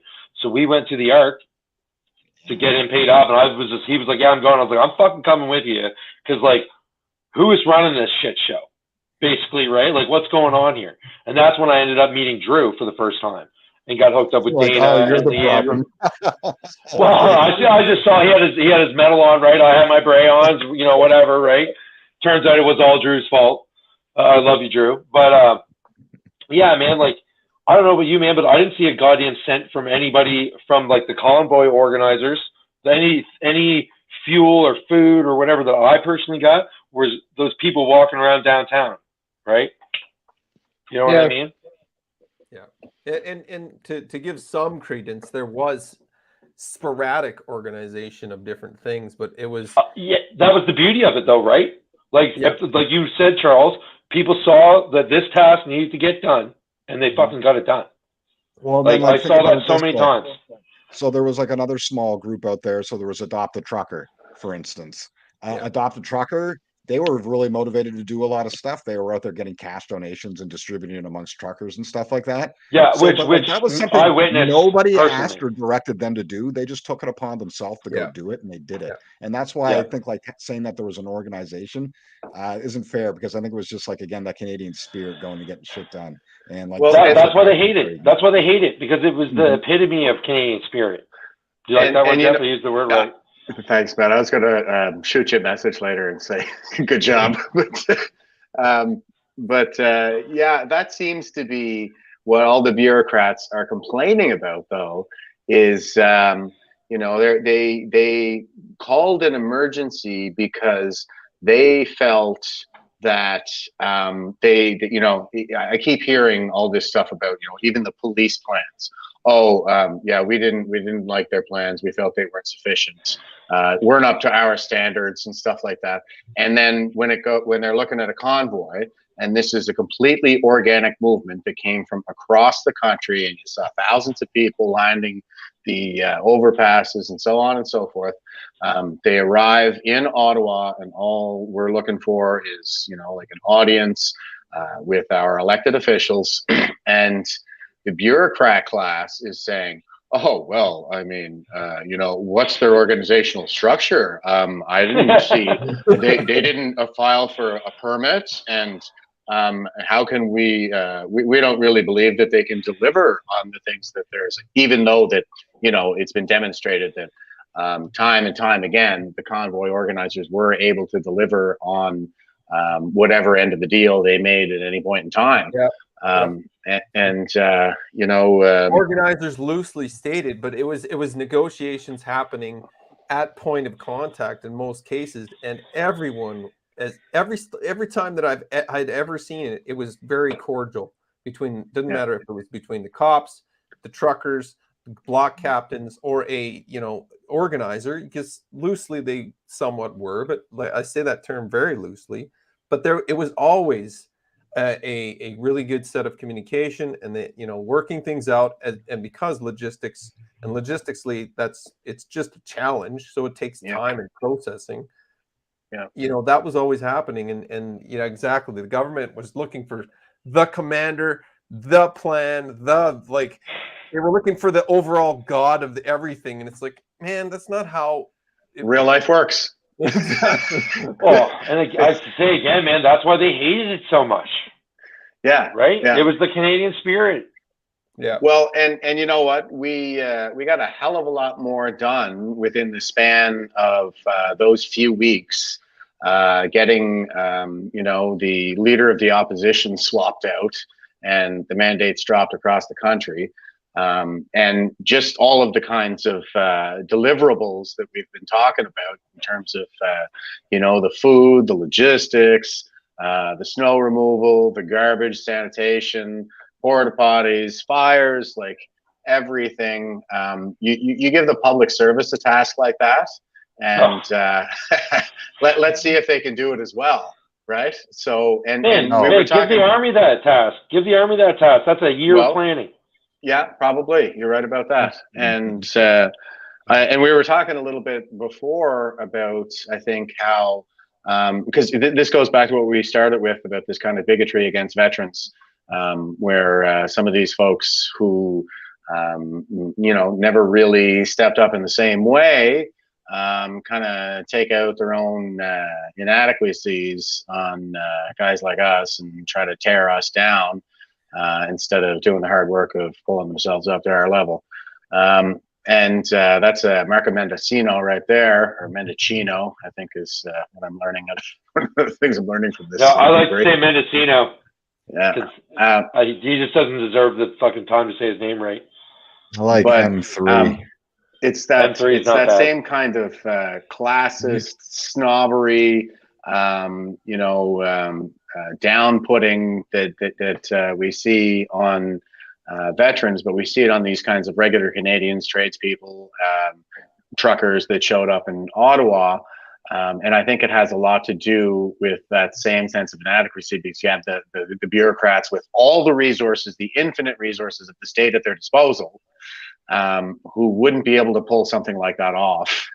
And they're being completely embarrassed. And that seems to be the theme that I'm getting as to, what the central motivation behind the invocation of the Emergencies Act really was. It was their embarrassment. Our insolence with respect to, let's say, not appreciating just what big shots they really are, Right. Yes. So, yeah, it's something like that. Yeah. That's the thing, right? So, like the language we had over the last 2 years, personal responsibility was mandates, right? So when you vote for one of these guys, we're giving them a mandate to tell us what to do, basically, is how they see it. And then they just give us more mandates. So they really see mandate as like, oh, well, you have to obey. You've given me a mandate. So now I get to tell everybody in Canada what to do because I got like 24% of the population came 21%.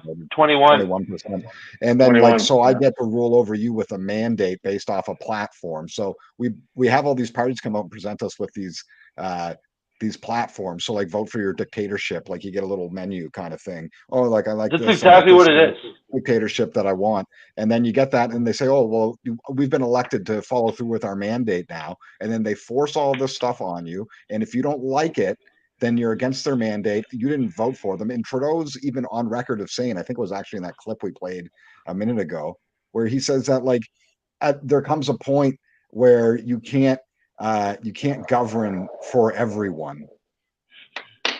So like that's where we're at. So he puts out a mandate, and if you're with it, great. I'm here to govern for you. If you're not with it, well, fuck you. I'm going to trample you with a horse, and then I'm going to have an inquiry where I pretend I didn't trample you with a horse. Like that's or put a fucking jail around our freedom memorial for fuck's sake. Yeah, or turn our once free country into an open air prison. We're not even allowed to live. The Banana Republic, man. The Banana Republic of. Yeah, it's really something to have to live through, I tell you. But I'm always saying, maybe we live in interesting times. I'm just trying to kind of take the lessons learned, and it's really something to see one of these things happen real time. We never thought we were going to have to live through something like this. To have to fight tyranny in the land of our birth. Like we thought we were home free here in North America. How naive were we? Hey, how naive? Yeah. Look at that ludicrous gun ban they slipped in. Oh, the I C-21. don't want to talk about that at the moment. That's- Like I rage on We that. could segue I all rage night on to that. We'll just You know put what? Daniel Crossland on here. And we'll They're just gonna listen like to my him. 3030 is next on the list, right? Like Yeah. they're gonna go after anything with the tube magazine now too. So that's most of your 22s. That's your 3030s. Like, Yeah. come on. The list is huge. It's a huge list. And like you said, they're literally now they're just like all the people who last time like, well, I don't own an AR-15, so whatever. Why would you want that? I just hunt. Now, okay, well, you're next, and everybody else is You're like, up. You're up. I got a bolt action. Who cares about that? Well, they're coming for you too. And honestly, I think it's hilarious that they go after an AR-15, but they leave somebody with a fucking Lee Enfield. Okay, like, do you know the history of these guns, they you fucking idiots? Like, yeah, listen. yeah. How about those Traver bullpups, right? Like those just got on this last list, but beforehand, like that's a literal. Like, so we're talking about a literal weapon of war that the Israeli army uses. That's their issued rifle. That was still good up until this last ban, but they were banning fucking AR-15s with 5.56, which are not weapons of war. They aren't. They're not built to that standard. They're 22s. They're 22s. They're a sporting exactly. They're it's a 223 for fuck's sake. It's a 223. 223 standard. 223 standard. That's what I'm saying. 5.56. Yeah. Yeah, that's what I'm saying, right? Like that's not a weapon of war, man. You can barely kill a coyote with the fucking thing. Well, man, exactly. And they don't, that's about it. Right? And the barrels aren't built to the same standard. You're not getting like a Traver is a literal weapon of war. Well, I mean, to be completely accurate, I mean, you can get an AR-15 just about any bore. I mean, you can get it in a Bushmaster, you know, the most common. But their barrels aren't built for the same standards, right? Like you're only going to get like 4,000 or 5,000 rounds through an AR barrel before it starts going to shit. A Traver is different. I think you guys need to tell the audience what AR actually stands for, and not Armalite. Armalite is the name of the country or the company. And if you didn't know that, you don't need to say another word ever about gun control. Exactly. Pretty sure it stands for automatic rifle or anal raper. Assault rifle. It's an assault rifle. Well, that is the one term that they'll never use is assault rifle because that's they always use term that actually means something. What they'll say is assault weapon or assault style weapon. Yeah. It just gets more and more nebulous. On the first big ban when it was like, oh, we banned 1,500, whatever, they had fucking man pads. Which, for people who don't know, that's a shoulder-mounted rocket, right? Which you can't get unless you're unless you're somewhere in Eastern Europe right now, because I heard they're on the black market. Yeah, they have blackriflecoffee.com. Yeah, that's right. I got they banned a coffee company. I got a comment here, guys.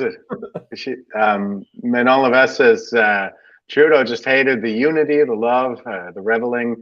It went against his goals. I will never forget nor forgive. Don't know about you guys, but this WEF plan isn't what I signed up for. Not when I served 35 plus years ago. Not today. Freedom.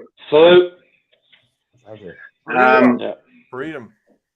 Yeah, I do think that was one of those moments like when we all showed up and there was so much love and so much unity. It was way beyond anything I ever saw at the Canada 150.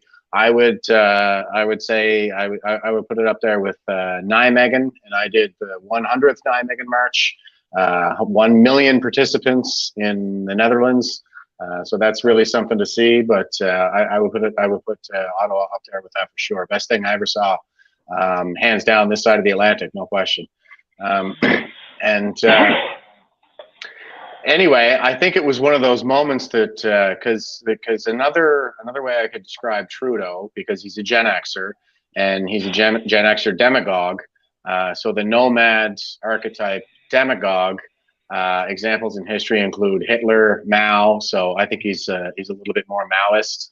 And another one might be, if you guys remember the movie Gladiator with Russell Crowe, and so that's a fourth turning. You've got Marcus Aurelius in the beginning. He's the elder prophet with the long gray beard. What's that? Joaquin River Phoenix. Yeah. Joaquin Phoenix. Yeah, Joaquin Phoenix. Are you not entertained? Yes. He sleeps with his siblings, so it's probably. Oh yeah. How could they ever love me, right? So that's a Trudeau figure right there. Is that Phoenix's character? Oh man, nailed it. Actually, he's just about as creepy too. Yeah, exactly. That's what's happening there. Is He's like he's a coming to this love- realization that it's like there's this. These are wonderful people that are unified in their hatred against him, and he's having a total breakdown. Right? Hey, and what happened to his brother? He got COVID. That's right. Where's his brother? Where's his dead brother? Died in an avalanche in November. That makes no sense. Okay, hold on. I know What? you mentioned that Trudeau's before. brother Yeah. He has an older brother that died in an avalanche in November, when avalanches don't happen, right? Avalanches happen in the spring. Like, what? I know that we all know. I think everybody. Maybe Not the half brother, not the half brother, the full brother. Died in an avalanche when he went skiing. Watch the interview with Margaret and Justin. You want to get creeped out? Maybe I one wanna see day. this. You mentioned this before. I don't know. I got to. He was You know- Pierre's actual son, so they had to get rid of the actual heir to the throne there, and they had to bring in I the would- Cuban guy. I would like to. Sacrifice, bring forth the Cuban. We should do a regular segment or something though, Jake. I got a couple of guys in mind that I could bring on too, and just kind of flesh out a lot of these different theories that we have. Yep. Yeah, about what's going on right now. One little segue, I could show you something here. Whether or not I think it is associated with the gun laws and the gun ban and stuff here. I don't know if I could share my screen. Go for it. Who's taking the job to come get everybody's fucking guns? That's what I want to know. I'll do Not it. Alberta, that's for sure. There I'll are one. come take the guns. So the one point I need to throw in on that is they banned the SKS, and there I saw are like that. 1 million of them in Canada. Yeah. Son, everybody I know got an SKS. Everybody I know. understand God. Like from their tyrannical viewpoint, I can totally understand why they'd want to get rid of the SKS. Totally. Oh yeah. Well, just look at it. Yeah, it's terrifying. It's so Scary as hell. We're so It's so scary. scary. Okay, so somebody's got. I think your other video here is up. Somebody else. Whoa, yeah. So okay. Oh, sorry. Yeah. Do you guys want to watch this real quick? Well, It's Trudeau. Which one is lying about this? the police- Wait, Hold on, police, one brief sec. I'm going to go into the Okay. Yeah. like the weapons. we had a Oh, yeah. segue there. I don't want to lose the segue. Have you guys seen it? Securing our our common future. future. I may have seen parts of this. Yeah. I already don't like it. You shouldn't like it because it's the UN agenda. Oh, good. Yeah, great. Oh, good. Agenda for disarmament. It was Why updated- are we letting the world's it was updated at the world's beginning of the dictators pandemic. are? Do you like how Klaus is just at the G20 now? He's just hanging out. Oh yeah, it's just It's like, crazy. fuck it. I'm He's a comfortable nation now. at this point. He's got enough leaders installed everywhere that he's comfortable Oh. to just fucking show up at the G20 and be like, "So guys, glad you talked about rolling in this digital currency. How would you like to fucking just listen to what I say from now on?" All right. Yeah, And that's let's what's going on. let's talk about everybody not eating any meat and fish while we have fucking meat and fish. Yeah. You guys see this? No. So I can't see okay, so shit. what's the deal? Yeah, give us the briefing here, Charles. You can't see it. Oh, I Well, can you see can it. see it, but you gotta read it, buddy. It says disarmament to save humanity. Oh, good. Like that hasn't been Oh, Oh, good. said before. That always works. Save That lives. always works. This is the, what could this is the possibly go section. wrong? Disarmament. Dude, you know what happens? Generation. You know what immediately happens after a government disarms its population? It's called democide. Look it up. Every Yeah. time. No, I believe that's democide. called Democide. utopia. Different. Utopia. Democide. Yeah, disarmament worked great for, Yeah. say, North Korea, for example. Oh, Pol Pot really liked it. Yeah. He was a huge fan of that shit. You can really turn your economy around on the dime when you just point your Well, gun at and, somebody and go like, "Fucking you know, start working." That is the thing. I think I really got to point out about the recent gun ban. This one in particular, I find really creeps me out. I'm like, well, like, why? Who the hell wants to ban these kinds of firearms? Not somebody who wants to make our society safer. It's got nothing to do with safety. There's no Dude, way. At the same time, they're hold on. They're lowering the fucking gun crime minimum. Is that what you're gonna say, Zach? Mandatory 'Cause they're- minimums are going Are all down lowered. with gun crimes and shit. Yeah. I think what did I see? It's a 92% rise in gun crime since Trudeau's taken office. So they're basically arming and incentivizing all of the purveyors of chaos in our society while disarming all of the purveyors of order. Peace. Yeah. Yeah. Yep. All right. So this is our dictator. So it was mentioned earlier that there was a plan on the 13th, and so let's see what Justin Trudeau thinks about his recollection of this plan. I believe this is it anyways. Let's hope. There's a plan. We kept hearing there was a plan. And even, I mean, we heard in testimony here that there was a plan on the 13th that the Ottawa Police Services pulled together. I would recommend people take a look at that actual plan, which wasn't a plan at all. Prime Minister, is this the document or the plan you were referring to? I have not. I have heard about this. I haven't. So you've not read this? No, I have not. Okay, so when the plan did come together, and if someone wants to compare the supposed plan on the 13th, that Ottawa Police Services pulled together, you see the crisp difference between these are the types of units we need, these are the resources we need, this is how we're going to do it, this is all the stagings of it. On the 17th, it was not there on the 13th. He just said he hadn't seen it. How could you know that? Okay, go back and start from the beginning here. Run through that again. That's good. I can't hear it, man. Jake is loud. So basically, he's being asked. This is the kind of stuff that we were just talking about, right? Like, they're just everybody else, all these peasants, everybody else who's involved outside of like PMO, PCO, they're just the peasants, and they don't know what they're doing, and we're just so fed up with their incompetence and everything. But it's all projection. It's these guys who are totally inept. Projection.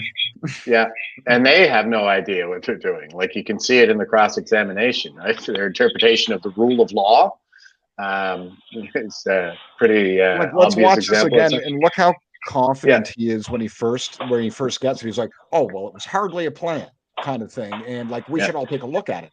Then he gets asked by the next lawyer, so is this the plan? And he goes, oh, I've never seen it before. Then he goes back to pretend like, so he's just being confident in everything he does, and that's what he's hoping he gets by with. So if you can't be competent, you can be confident.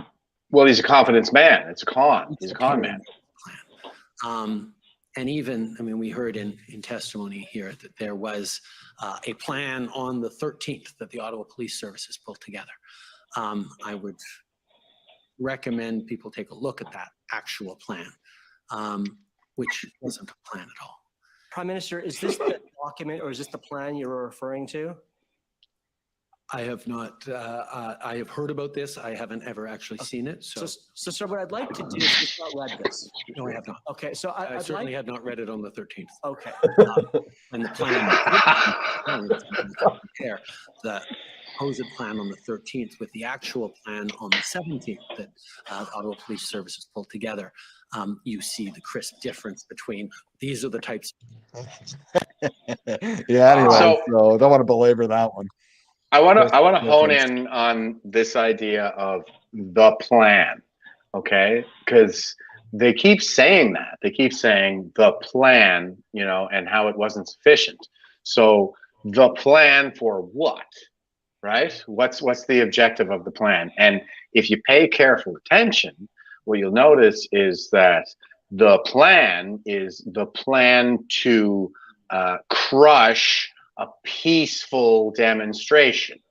And what the police, I think, are coming to them with is a plan for engagement with the protesters. And that's exactly what that invertebrate Trudeau is trying to avoid. He just, he lacks the spine to even engage with anybody with courage. So he's got to get COVID and declare an emergency and the plan needs to support his cowardice. So if they're coming back to him with a plan that says that he needs to engage, he's like, that's not a plan. The plan that he's looking for is the one that crushes the peaceful demonstration, right? That's what they mean when they say the plan. Well, because that, the 17th plan that he probably referred to was like, oh yeah, I like that one. That's the one that's going to kick their asses out of here, right? Maybe I wonder if it had the text messages of send in the tanks. I wonder the tanks, yeah. Maybe that was in that little plan there, and he's like, oh, yeah, Tiananmen Square was trending in Canada on Twitter. These are good signs, Jake. Twitter is looking good, man. Did you get a load of this? This is how I know that Elon Musk. This is how I know that Elon Musk is on our side. It's because he can meme. He's a troll. Did you guys see the? He's a liar. The Trump meme that he put out there after he said Trump is never coming back to Twitter, and then it was like maybe he's going to come back. And then Trump was like, I have Truth Social, so I'm not that interested in Twitter. And then Elon Musk put out the meme of, it's like in some kind of monastery, and there's this girl who's like bent over with this perfect curve in her back, like, oopsie, my cooch slipped out of my tiny little mini skirt. And there's this a monk. And he's standing there and he's praying, he's looking up, and what would be the girl's cooch is the Twitter logo, and the monk is Donald Trump. That is awesome. That is so perfect. I like the video out of them finding this stay woke freaking closet. It's like, what the shit? Yeah, that's right. He brought everybody together. He said, and he promised. He brought all of these people. That were all worried about. Who knows? Like discrimination and blah blah blah, abuse online. He says, okay, well, whatever we do, it's going to be based on community engagement and blah blah blah. And my decision will be this and that. And what did he do? He ran a Twitter poll. Should Donald Trump be allowed back on Twitter? And it ended up being 51-48, and then poof, reinstated. I was like, awesome. Good man yourself, Elon. I think he's just having fun, man. He's having a blast, like just trolling these elites. He's trolling the boomers, and he's on our side. Well, that's he is one of the elite. We'll be trolling. He's a transhumanist globalist elite, but he's on our side. Is he on that Epstein flight manifest? I don't care, man. He's a liar. He's lied over and over and over again about his actions. It's just the same kind of shit that I heard when Donald Trump was coming up, though. It's like, guess who also is an idiot that I don't trust? Donald Trump. But you got to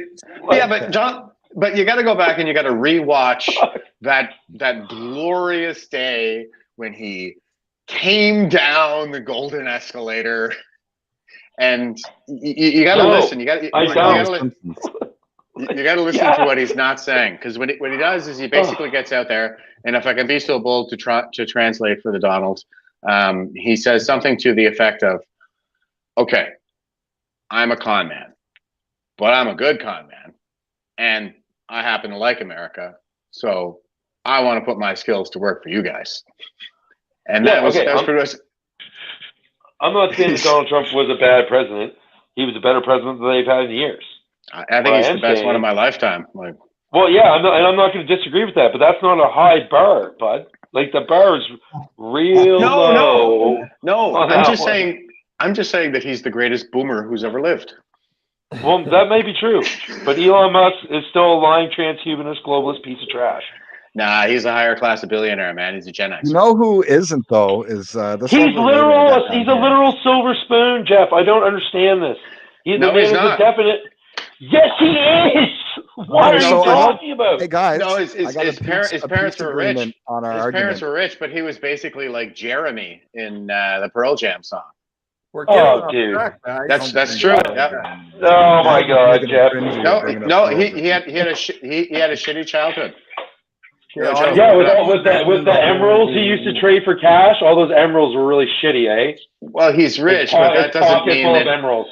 he was rich, but that doesn't mean that he had good parenting. The audience. Okay, so why did he lie about having 100 grand in student debt when he didn't? He had a full ride to UPenn and bought a fucking frat house. This is why we got to do another show where we get together and we flesh out these fucking theories, okay? Yes. Yeah. That's fine, but you gotta come with facts, not your feelings on this one, Jeff. Okay? Oh, it's not my feelings, bro. I'm giving you empirical reasons, right? I'm pointing to historical You've given me zero empirical reasons, man. You're like, I like him. He's a Gen Xer. No, I'm showing you the accomplishments that he's put forth so far, right? I'm talking. What accomplishments are those? PayPal? He had nothing to do with that. He's going to space. Did he invent any of that? He's beating out the boomer military industrial complex. Okay, hold on. He's going to space. They landed on the moon. Did they go to the moon or not, Jeff? Well, now that again, we got to have another show for this one. So did they go to space? Oh, can I go on that one? We need to have. I'm in on that one too. So this is, and I'm going to call a foul ball on that too, because that's a red herring logical fallacy, right? That's a red herring. Yeah. Well, that's what we do, boys. You have 3 East Coasters here. Yeah, like topic. We're like, yeah, we'll come together. We'll talk about the EMA. We're like, let's talk about the stuff we did. Well, you know what? The fact of the matter is that you're not going to hear the shit that we did anywhere but here. No, yeah, you're right about that. I'm super glad that Chris went, though. I will say that. If you go on to CTV, what we were doing was carrying Nazi flags, beating women, chasing women around, trying to rape them the whole time. Oh my God! The whole point of Bouncy Castles was just to fulfill rape fetishes, because we're psychopaths. And that's what it is. Anything else is a lie. And if you're listening to us right now, you're an IMDb. Your prayers. You're probably going to jail shortly, because clearly veterans want to overthrow everything. We were in there to overwhelm the police, and only solely to further bring our brutal over the top manliness upon everybody. According to CBC. Yeah. I remember being in Ottawa, and I was walking down Wellington, and you guys mentioned how there was the incident to the homeless shelter. I believe that was the Shepherds of Good Hope. Yeah, and the incident. Yeah, the incident, which was one of these false flag type operations where unknown types went down purportedly and maybe kicked up a stink in the Shepherds. And I used to volunteer in that kitchen. I used to go down there and serve meals in the shelter and stuff when I was doing some stuff, helping homeless veterans up the street. But anyway, I was walking down Wellington, and the ladies who run the shelter had shown up to try to convince everybody there that they should go home, because there was this manifesto that somebody without really any backing, I guess, kind of a few people put together and put out there, and it had something to do with replacing the current government with some representatives from the convoy until they could run an election or something like this. And it was pretty over the top. What's that? Is that James Bowder shit? James Bowder had this thing. Okay, I don't know. To be fair to James, I'm not sure he fully knew exactly what was going on when his name got put in there. But it did definitely say that he was supposed to be the guy who was going to lead the change. Yeah, he's also the guy putting out the Convoy 2.0 shit to everybody. So just fucking take that with a grain of salt. Comment on that real quick. It's a quick comment. Don't do it. It's a bad idea. You know what you need to do with your time right now is focus on preserving yourself into the future, community, and stuff like that. No joke. The protest was great to show us that we weren't alone, but going down there again is not going to do anything but just, do you really want to have another media football? Do you really want another inquiry? Do you want another beating? Do you want more bullshit like this? Why do you want to go through this when you could literally use your time and your brain power for other things? Be happy the inquiry's over. We can stop looking at this now and start doing what we should be doing anyways. Yeah, build your local communities, guys. Get involved there. Yeah, that's the way to stop globalism is strong local communities. And I'll echo what Sax is saying here. I pointed this out when we were trying to deal with the whole kind of Marcus Ray, debacle. But look, the fact of the matter is, there was only ever going to be one convoy. It was one watershed moment, woke up a lot of people, set a lot of things in motion. Okay. And now we need to make sure that we follow through on all of those things. And that's where our focus needs to be. If we're doing anything other than focusing on resiliency, it should be focusing on following through on everything we set in motion with that convoy. And the fact of the matter is, the establishment has adjusted. They've changed the laws to make sure that there's never going to be another convoy. So the government is always prepared for the last disaster. Yeah, and so I feel that sorry, that's a terrible way to say that, but I think it stands to reason that there's just not going to be another convoy, guys. They've adjusted, and so now we need to adapt. And we gotta find other ways to apply pressure. I want to circle back to Jen Psaki, stop us. Jen Psaki! Just a little bit of the comments that Christia Freeland, whatever, I can't even say her stupid name. Yeah, but I got something here that'll maybe for sure raise some eyebrows with regards to some of the things that the government had done very, very early on in the pandemic. So I'll show you this, whether or not you can see it. Can you see it? Yep. Let's all remember these are the words of the granddaughter to a Nazi propagandist. Saxon, you're going to have to turn that off there. How's this keep happening? Sorry. I don't know. It's switching on to you for some reason. Oh, sorry. You got to enable mine somehow. It's okay. Here we go. I think what's happening is it just takes a minute for yours to come up. So when I go in there, the only one I see is Saxon's. But the second time I go, it's there. Okay, so let's see if I can. You guys seeing this? Yep. Yes. What the fuck is BSci? Behavioral science. Oh, good. Oh, good. Yeah. Oh, good. Yeah, that's somewhere we have a mental disorder now, right? No, applying B-side to the COVID-19 response. So I did a little bit of a video on this a while ago. This came out of I was just plugging away, very annoyed with the government. And, I'm like, okay, they're stealing my money for stuff. How do I get some of that money back? So I was wandering around the government grants site and I stumbled upon this. I have another video that kind of it goes through exactly where it came from, like the layers I had to go through to get to this. This was a government grant that was paid out, and it breaks down how they manipulated the public to push into taking the vaccine. Like this is a whole process and how they were able to convince people to take these vaccines. Oh, it was systematic. Yeah. Very systematic, and they've got it all. It's all here. Like it's open. Yeah. Oh yeah. And so this is the thing. It's them essentially saying that we have the right way, the right decision. We know what's right. We're gods, and then we're gonna manipulate you because this is behavioral science. Yep. And it even goes into the individual. Uh-oh. Bye, Charles. See you, Charles. Yeah, he just dropped out somehow. He must have hit a button or something. So somebody named Patricia O'Brien. Hi, Patricia. I'm sure you're beautiful and an amazing person. It says, it's time for the next convoy, you pussy. And that's Sax to me. Well, yeah, I guess I must be a giant pussy.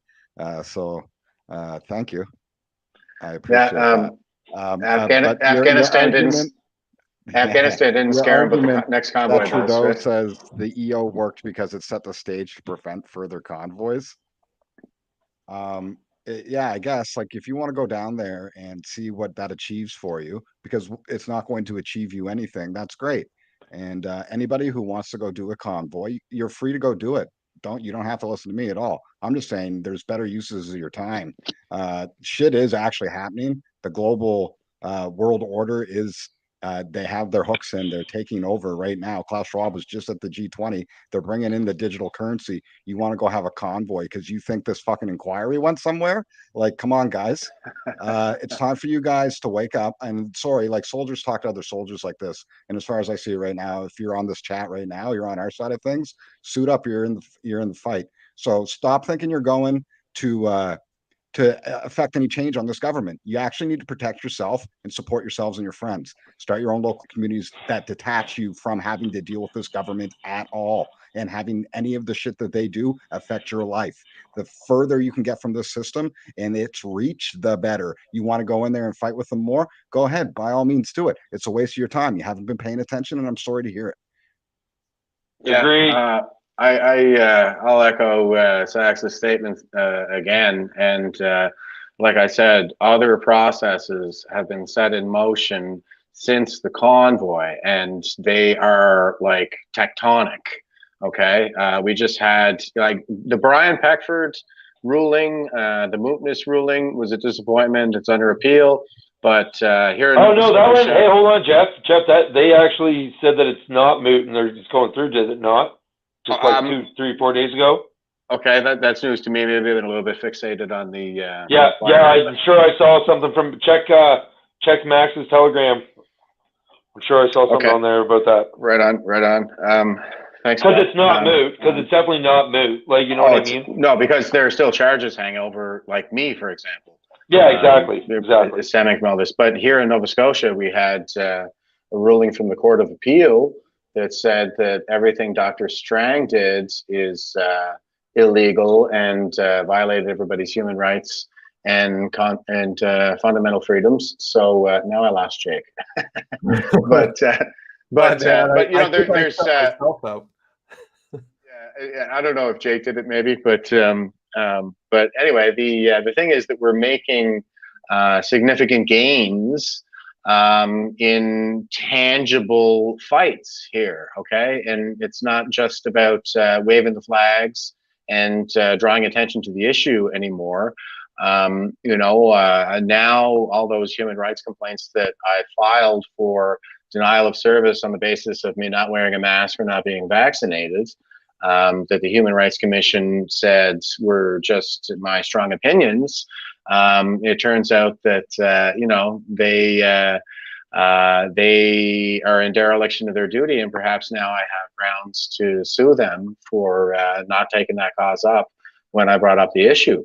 So yeah, and now all of these complaints that serve as a record to all of the parties that denied me service and abused my human rights, maybe that makes them subject to lawsuits as well. And so I think that, yeah, we need to start extracting a price from everyone who was complicit in this whole affair, because that's how we roll in the West. That's how it was in Nuremberg. We hanged the 18-year-old who operated the radio for the Nazis, for example. I'm not suggesting that should happen again.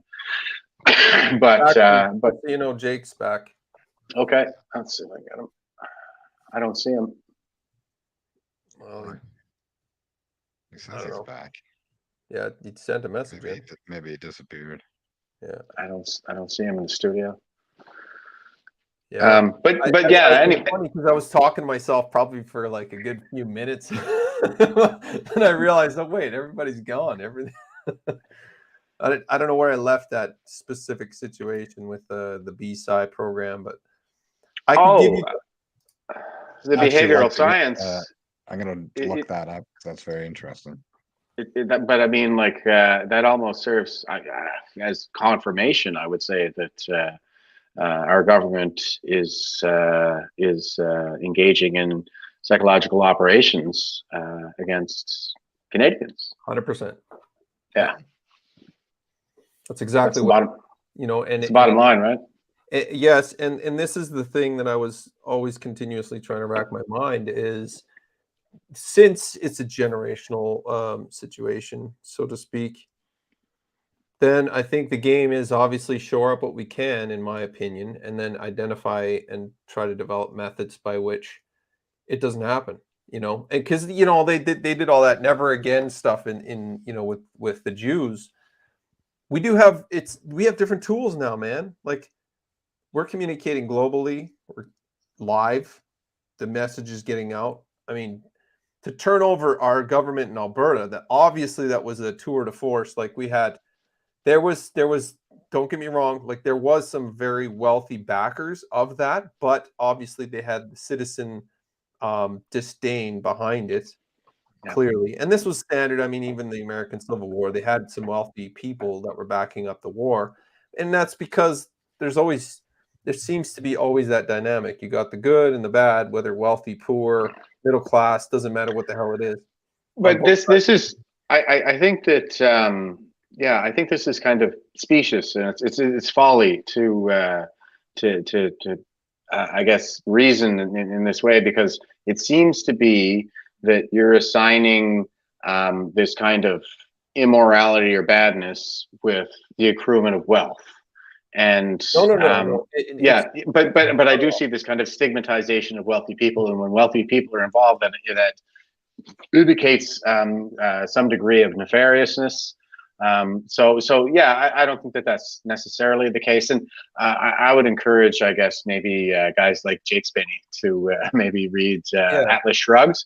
And I think that I don't know if I came across as oh sorry, yeah, no go ahead, sorry, if that wasn't it, then I just wanted to no I like that was my point is like just because somebody has money doesn't mean they have nefarious, you know, means behind themselves. It's just you need resources, you need certain sets of resources to do certain things, right? I mean, in our case, in the modern world, our resource to a reasonable degree happens to be just currency, like money, the current fiat money that we happen to use. And you know, in order to like not just be in a field working every day, we use this tool called money, and some have more than others, and that's just nature. That's just how we operate. And we were lucky because we had some good people that knew, okay, there's something seriously wrong, and then they identified a lot. They were really trying to figure out whether or not it was true or not.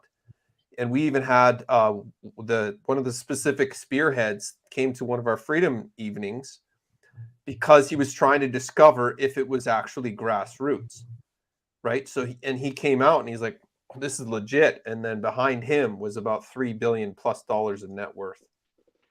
And that was, you know, that's just like the side part of it. But it's like, okay, now we have a venue and a method by which we can aim our resources that wouldn't be manipulated, right? And so that's basically what it was. And they created the TBA, the Take Up Back Alberta program, and that's gotten, you know, Danielle Smith into her position, surrounded her with the good people, and also I think on top of that, they've attached an education program to help people understand politics. Because that was like, I mean, fuck, we don't have a clue. Most people don't have a clue how politics works. I've mentioned on this program before, but my case is basically like the world needs more philosophy. That's sort of what happened here. Is we've abandoned the philosophy, stigmatized things like stoicism, cynicism. These are sort of our foundational philosophies in the West, the kinds of principles that made us great to begin with, and now they're essentially pejoratives in the modern vernacular. I don't think it's by accident, but that's you know, tangential. But I don't see any reason why we couldn't teach philosophy in public schools. Just basic reasoning, basic logical fallacies, if this then that, basic syllogisms. You know, there's I remember doing that in school though. Like we did Aristotle, we did Plato, and we talked about reason and coming to conclusions and then false assumptions and things like that. Like we went through all that stuff. What probably in grade 8 or 9. No joke. And that's why I'm into philosophy now, because learning about Aristotle, and then my weird connection with I just theological remember a lot of philosophy stuff. indoctrination when I was going through. I remember a lot of feminism coming through school. That's so weird, stuff because like in my school, like I remember this vividly. We watched a video. Remember how they'd roll in the TV on the little stand and they have the VCR? We watched a video about conformity and how you didn't want to conform. And the video was so on point and intelligent. It actually pointed out how like people who think they're punk rockers are actually conforming to an identity and stuff like that, and that like not non-conformity actually means this and that. And like we went through that whole thing in social studies. I remember watching that, talking about conformists and non-conformists, what makes one, what, but like they don't talk about that anymore.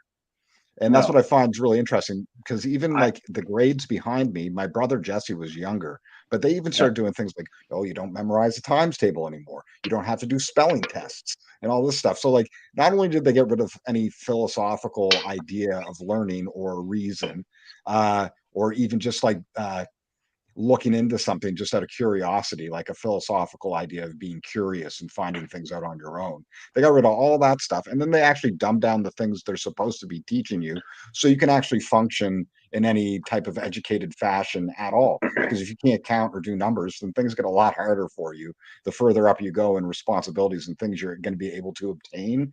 And they actually stopped doing that. And if you weren't some math wizard by grade 10 or something like that, like, sorry, too bad. And there was no way to really, I don't know, I'm going off on a tangent a bit, but the education system really got sunk. And even just philosophically, like, education starts from a philosophical level, because it does start with curiosity and looking into things and stuff like that. They got rid of that a long, long time ago. And then they gave us prescribed Dewey Decimal friggin' education system. And we get to be prescribed what we're supposed to learn and then graded on if they decided we learned it. And like, that's education, where it's really like it's kind of what I'll say is human experience. What I'll say is like politics is actually a discipline of philosophy, right? And the natural philosophy is what we now call science, and you know, philosophy is essentially the intellectual water in which we swim. And so what I see happening right now is we've abandoned the philosophy, and so we've lost our capacity to kind of communicate effectively and to solve problems. And we're just sort of talking past one another like a Tower of Babel. And you know, I think that's very it's very much in line with everything I'm saying about fourth turnings and blah blah blah. But even when I went to the Free Speech and Medicine conference, it was remarkable to me to like just to experience everything that happened between the talks, when we're sitting down and having a couple of beers around a table and everybody's like a doctor or a scientist or something like that, and nobody can really kind of connect in any kind of intellectual space, because all they really have, I think, is training as opposed to education. They can kind of mimic these patterns of behavior in order to achieve the success required. But when it comes to sort of understanding why these principles work and how they relate to the broader picture, abstract reasoning, like, I forget about it. Like, the capacity for abstract reasoning was just very much absent, I think. Alarmingly so.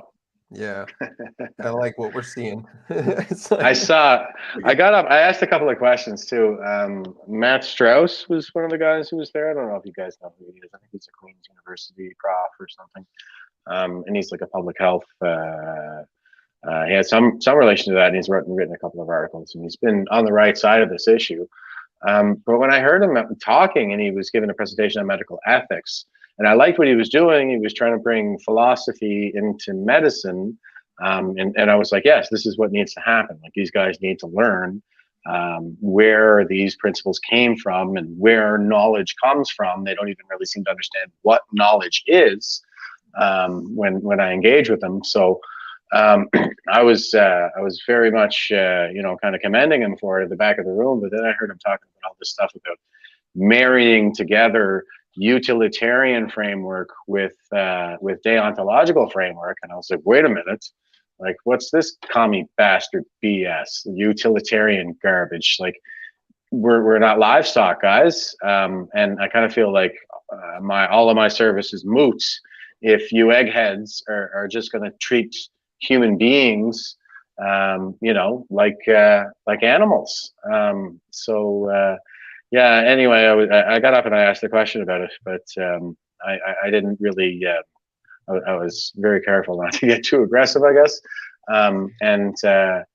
I guess I felt like the response was on the whole just smarm.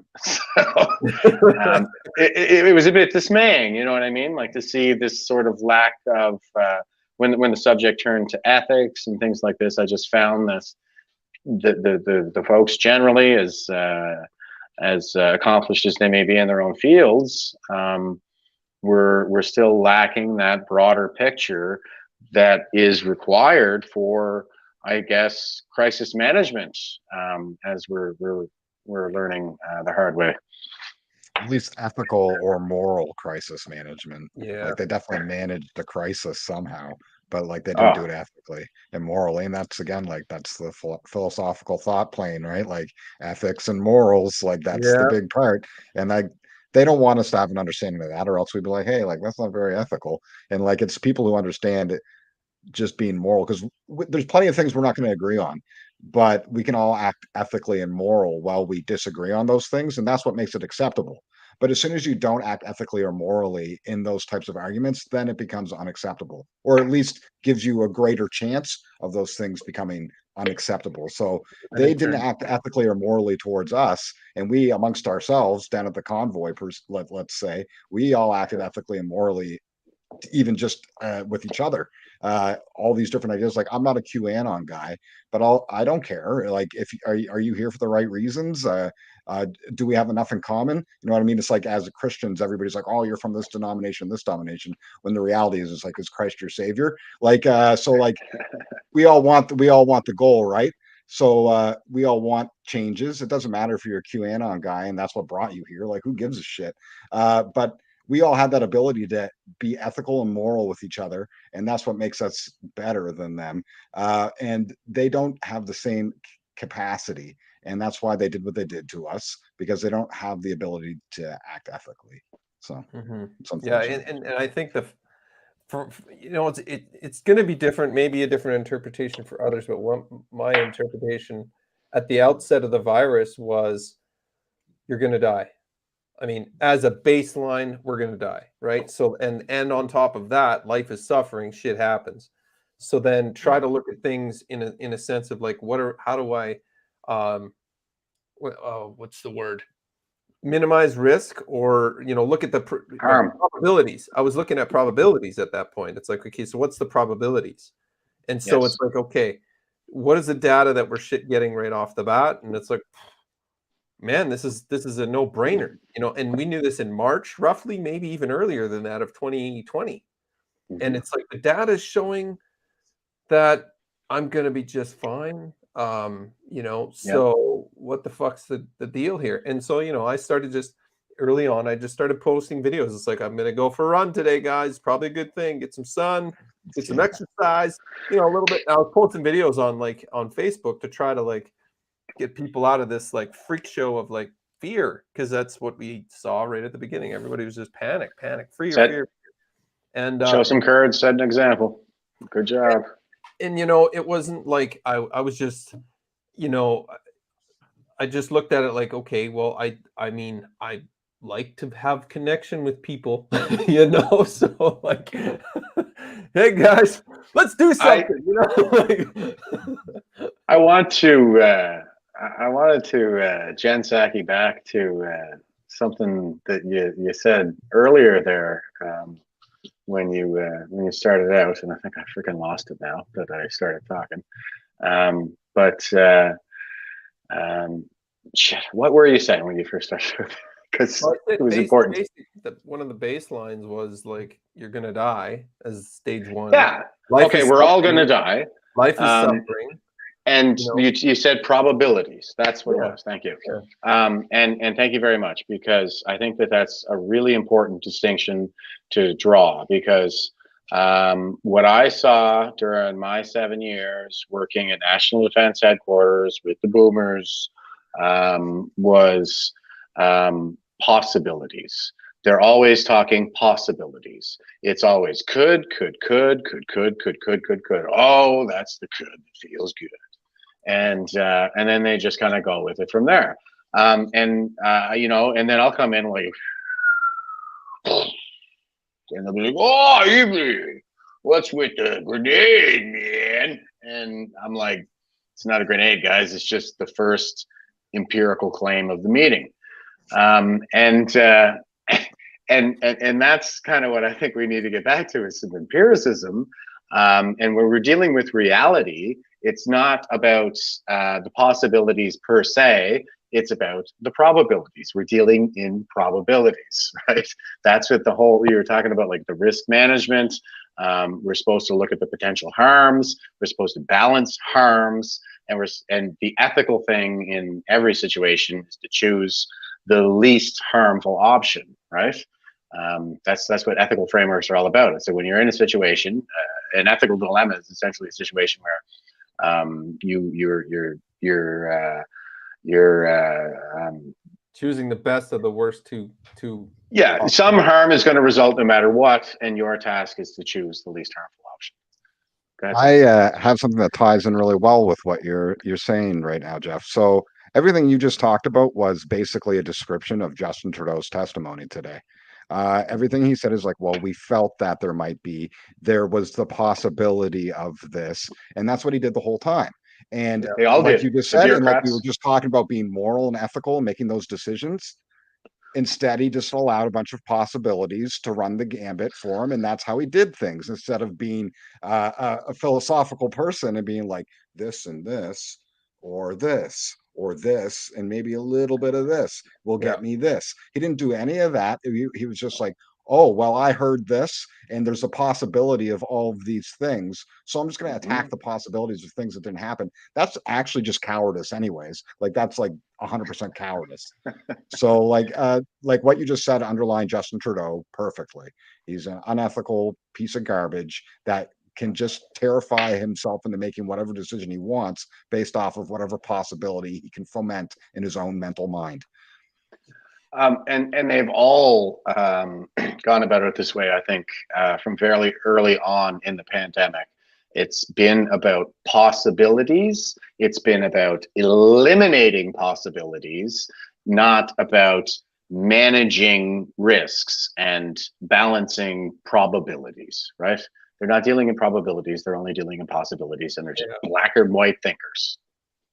Yeah, and these are the things of, I mean, I'm not even going to claim to say that, over time, through reasonable and healthy experience and a lot of error, you start to draw those conclusions over time, especially I would say, like gentlemen, in our position, it's like none of us stand on a damn pedestal, not even freaking close.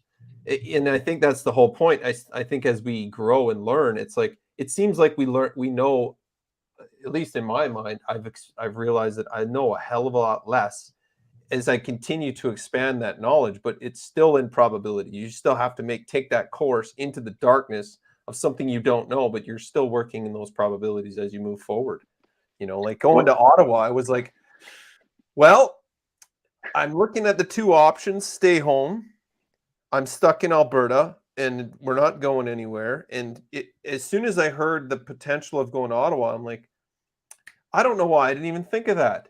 It didn't even cross my mind. I'm like, well, it just didn't. I'm just sitting there. We're doing our protest on the south end of town, and then somebody whispered, it was like, there's something going on. We're going, there's some kind of thing going on to Ottawa. And I'm like, okay. It was a no-brainer because I knew the centers of power, and it was like, okay, so there's some kind of rumor, so there's going to be a catalyst. There's going to be people, and it became that, and it was, you got to use expanded resources. I mean, we're crossing the country using like your fuel, you have to do maintenance and repairs, and then the truckers, clearly, obviously very responsible individuals because they're having to run operations on their businesses. So they're managing risk the whole time, right? Every single one of them. And so I'm like, these are the perfect people to be in Ottawa because they've been managing risk their entire freaking life. Yeah, and they're independent. Like that's the biggest thing I think about the truckers too. So they face consequences all the time, every day, for improper management of risk, whereas the bureaucrats never do. There's no accountability. Like there's no financial sanctions. There's if you just hang around long enough, you're going to be in charge. Yeah. And I don't mean to cut you off, Jeff, but we get a question here from. Yeah, sorry, I did. I just got an answer for if she wants. Yeah, go ahead. You can take this one first, Sax. It says, Is he, and I'm assuming Justin Trudeau, really the problem? I would say no, he's not. He's actually the result of a problem. And the problem is largely us and our complacency and our ability not to be involved and paying attention to things. He's the result of our abilities or our inaction in society, our laissez-faire state on how we look at our responsibility to be active in our communities. And I think that's really the problem. The problem is us, and he's just the result of that problem. Yeah, I agree with that. I'll say, kind of what I always say. I'll put the generational lens over this thing, and I'll go back to the fourth turning again. I've said previously that Justin Trudeau is just the Wizard of Oz. Okay, the man behind the curtain apparently is Jody Thomas, or the chief of the Privy Council there, that whose name escapes me right now. But it's the establishment bureaucrat class. It's the people at peak institutional power, the people running our institutions right now. And the reason that this is happening, the reason we're in a leadership crisis, it's not really a health crisis or anything, but it's a leadership crisis, is because the boomers are at peak institutional power. And that's what we're seeing is in their testimony, we can see how emotionally driven they are, and they deal in the realm of coulds instead of shoulds, and possibilities instead of probabilities. And Trudeau is on the record repeatedly saying that he's taking the advice of the professional, nonpartisan public service. They're the ones who are whispering in his ear. And that's the thing, is he's a very backward man, folks. And this is just one example of his backwardness, is that he seems to think that what is proper for someone in his position to do is to just go along with the professional establishment bureaucrat class, because they're the people who really know what it takes to run a country. But the fact of the matter is that they are the state, and the state has a tendency to protect its own interests, and those interests have a tendency to be in opposition to the interests of the individual. And so we send elected officials to the states, to Ottawa, to keep those people in check, right? Oh, here's a thread that I'd like to maybe run with, because I think there's a thread between both sides of this, is our responsibilities and the boomer class, the ones that are obviously clearly in those seats of power. And we saw it, like, even when we were having the discussion with Dr. Mackis, what he talked about the Alberta Health Board and the doctors, the College of Physicians and Surgeons Board, and the commanders, the people operating that. It's exactly what you laid out. But I think the second part to that is the connection between the two. It's the accountability. It's the younger generation that we're not, how do I say this, for lack of a better word, punching up within those institutions as they grew and expanded. Our generation over leveraged themselves trying to achieve those things, being in debt and housing and so forth. And so once that carrot of your job's on the line, if you don't get this shot or whatever the circumstances, waving that paycheck or threats, then they didn't speak up. And I watched it firsthand when I was at work. As soon as the pressure started to come on, we in confident, close conversations, they agreed with me. It's like, oh, there's something wrong. We got to do something about this. But on the 22nd of November at Finning Canada, when the mandates came down, I knew I was going to be the only one. And that was, to me, that was the most frustrating thing, is because these individuals had over-levered themselves to such a point where they demoralized themselves and they didn't stand up when it needed to stand up. And I'm like, you'd be leveraged or not leveraged throughout all of history. No matter what you did, you had to put your ass on the line, right, in order to buttress against the authority, right? Because the reality is, even if you're over leveraged, if you're the ones that are operating the company and running the machines and doing the work, and even if you're over leveraged, if you say no, they can't, their operations don't work. So this is the thing. It just blew my mind because, and this is my point, right? You got the people in their positions of power trying to make sure that they hold their seats and their way is the way, but it's our generation that aren't, standing up to it at the same time, because we also lack that moral integrity to some degree. This is largely because they've made sure this time that it doesn't come about in us. You know what I mean? Like back in the day, that was probably more of a secular thing. But now they've seen, they've taken it out. Part of what the other conversation we're probably going to have another time. And I think what we're talking about too is these transitions through the different turnings. The first turning is the high, the second turning is the awakening, the third turning is the unraveling, and the fourth turning is the crisis. And so what we're talking about, especially in the school systems, I think there was a transition there that we observed in our lifetimes while we were in the institutions, where we started out, in elementary school. There were a lot of silent geners that were teaching us. In the elementary school, they tended to be like older people. They tended to be older ladies and stuff like that. And so they were the silent generation. That's the generation. They follow the artist archetype that is raised during the previous crisis. So they're the ones who were told to get under their wooden desks so they wouldn't die of nuclear fallout, during the Second World War. And they were always telling us that we didn't know how good we had it. And there was also, what's that? You mean after the Second World War? No, they were raised during the Second World War. No, I know. There was no nuclear threat though until. Yeah.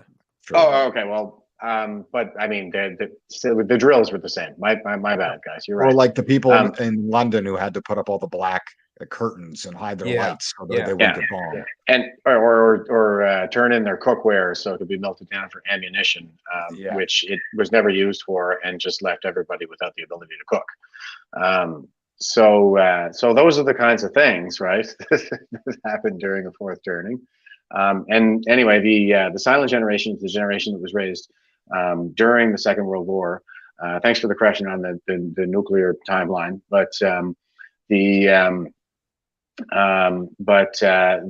the ones that were kind of telling us, on the one hand, we didn't know how good we had it, and how much people sacrificed for us so that we could have this legacy. There was that message, and there was also a message, like the call to vigilance, that we had a civic duty to safeguard our inheritance for future generations, these rights and these freedoms that others died to provide for us.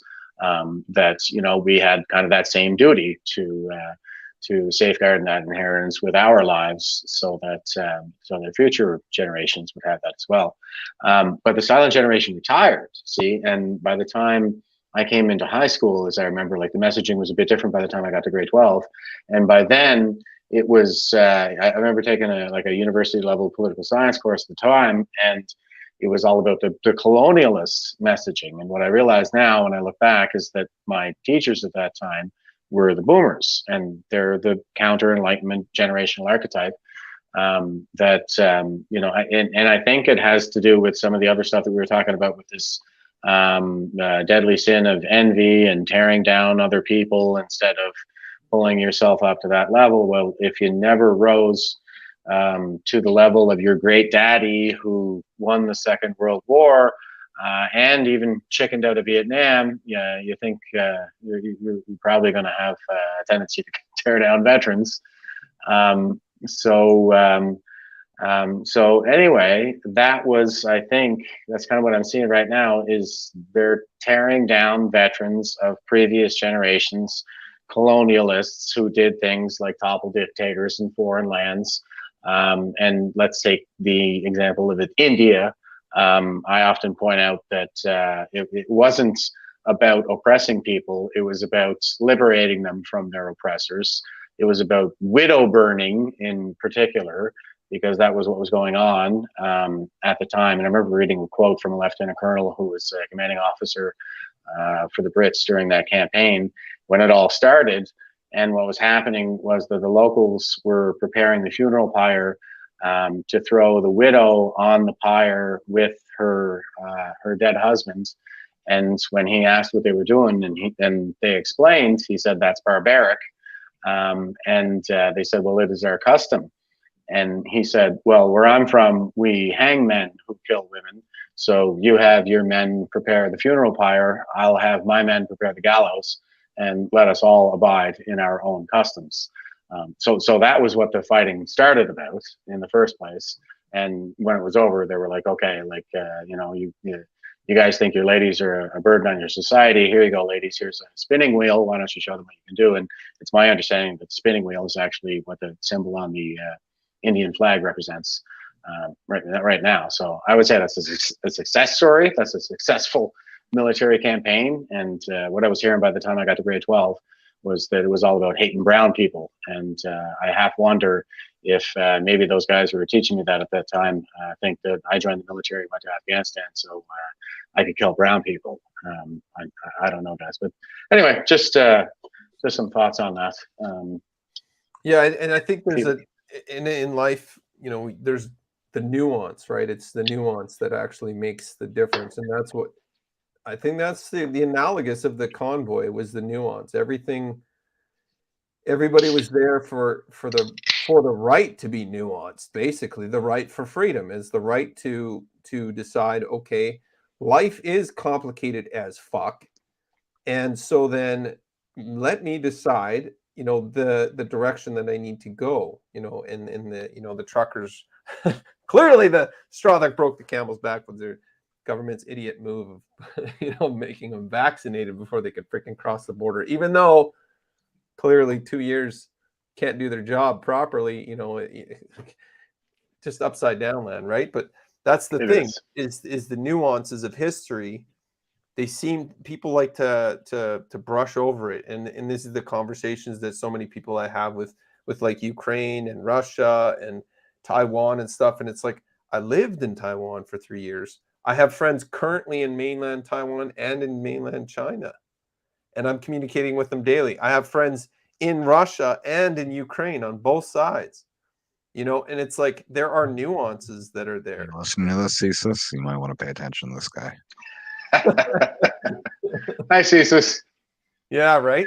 And so, like, this is the thing: is in life, it's a lot more complicated, and that going back to some of the degree of getting back to family, because if you have that foundation of like survival, family, marriage, relationship, children, that kind of sets the physical, I think, in my mind, physical, tangible value structure.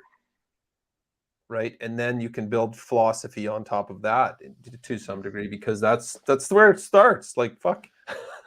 And well, again, I think I'll hone in a little bit on the philosophy, and that really is sort of a Western tradition, right? Like when we're talking about philosophy, because I did a couple of university courses, I dabbled, and I remember doing one that was East versus West in philosophy, and I think it was a third or fourth year course. But I mean, I read Confucius, I read Sun Tzu, I read what's the other guy? Anyway, he's more like the Taoist guy. Sorry, but it's not philosophy as far as I'm concerned. Okay, Western philosophy is the philosophy. What you have in the Tao, the way, I always say Tao, but it's Tao, I know. The way, it's like a set of instructions. It's prescriptive. Where in philosophy, it's a matter of well, the question is always, how do you know? How do you know what is good and bad? That's ethics. That's the study of good and bad. How do we know what is good and bad? And so on and so forth, right? And they don't really have that method of interrogation. There's no like Hegelian dialects in the East. It's some of it is good. Like I'd say they're good prescriptions in Confucianism, for example. But ultimately, a Confucianist is a bureaucrat. He's a servant of the state, and the state is always right. Right? It's kind of Orwellian in a sense. So that's what makes philosophy. That's what makes us unique. That's what made us great in the first place. And we've completely abandoned that now. And we're lining up these bureaucrats now to say that's racist and white stuff. You know what I mean? That's what it is. That's all a psyop, right? It's a distraction. It's a distraction. It's true though. Like somebody got mad at me once because I was talking about Aristotle in relation to how the Catholics like to use Aristotelian thought. And someone goes, "Oh, bringing up Aristotle, like that's like white supremacy and blah blah blah." And that's the first time I ever heard some Greek guy be called a white supremacist. But it's all because it's related to a specific set of ideas that has to do with personal responsibility. It has to do with factual a reason. It has to do with reasoning and essences and things like that. That like, oh, let me understand myself. And things like that. They don't want any of that. And that's supremacy. So what they want to do is have you understand that you're a piece of shit and that you're actually an evil person and everything in your history is wrong. And there's no philosophy or anything like that. So don't take pride in that stuff. You should probably just read the Eastern shit. And that's why I say, like, the prophet generational archetype, the boomers, it's the counter Enlightenment generational archetype. It's we've gone from we've gone back to a prescriptive method, right? Where it's like whatever serves the regime is true. That's the basic sort of guiding principle of Stalinism. And you know what? Like, try this on for size. Whatever serves the boomers is true. So yeah, for the first time in history, we shut down everything. Destroyed the predominantly Gen X or millennial owned small business sector and forced everybody down to the investment class, boomer class owned corporations that fund those hedge funds, pension funds that went out during the early pandemic and scooped up all the residential property, turned the millennials into a permanent renting class. You know, whose interests do all of those things serve? Well, the investment class at this particular moment in time, the top 1%, is the boomers. Yeah. So well, what note are we going rant over here? We'll be at this 3 hours now. Yeah, no kidding. I'm gonna boogie off, guys. I got a couple things to do. I think that's probably a good point to call it out there, guys. Not that we ever run out of things to talk about. Talk about philosophy and stuff all day, so I've been like biting my tongue the whole time. Yeah. Awesome. Well, Jake's probably pissed off. Let's do it again soon, though, and I should remind myself to get in touch with the Padre because I'm overdue for another show with him as well. I thought to have someone pray for your heathen ass. Yeah, I am a proud heathen, folks. I'm a non-believer. But that doesn't make me a bad person, guys. All right. Well, God bless you. God bless your heathen ass. I do appreciate. He still loves you, anyways, Jeffrey. Well, we could have a conversation about that. I'd love to. Anytime. I don't necessarily disagree. So there's nuance to be explored there. But anyway, guys, Saxon, thanks a lot for coming on, man. It's always a pleasure. Same thing, Charles, man. Yeah, you guys are awesome, and to everybody that stayed with us over the last damn near 3 hours now, we appreciate you, and stay frosty and stay safe. Yes. Take it easy.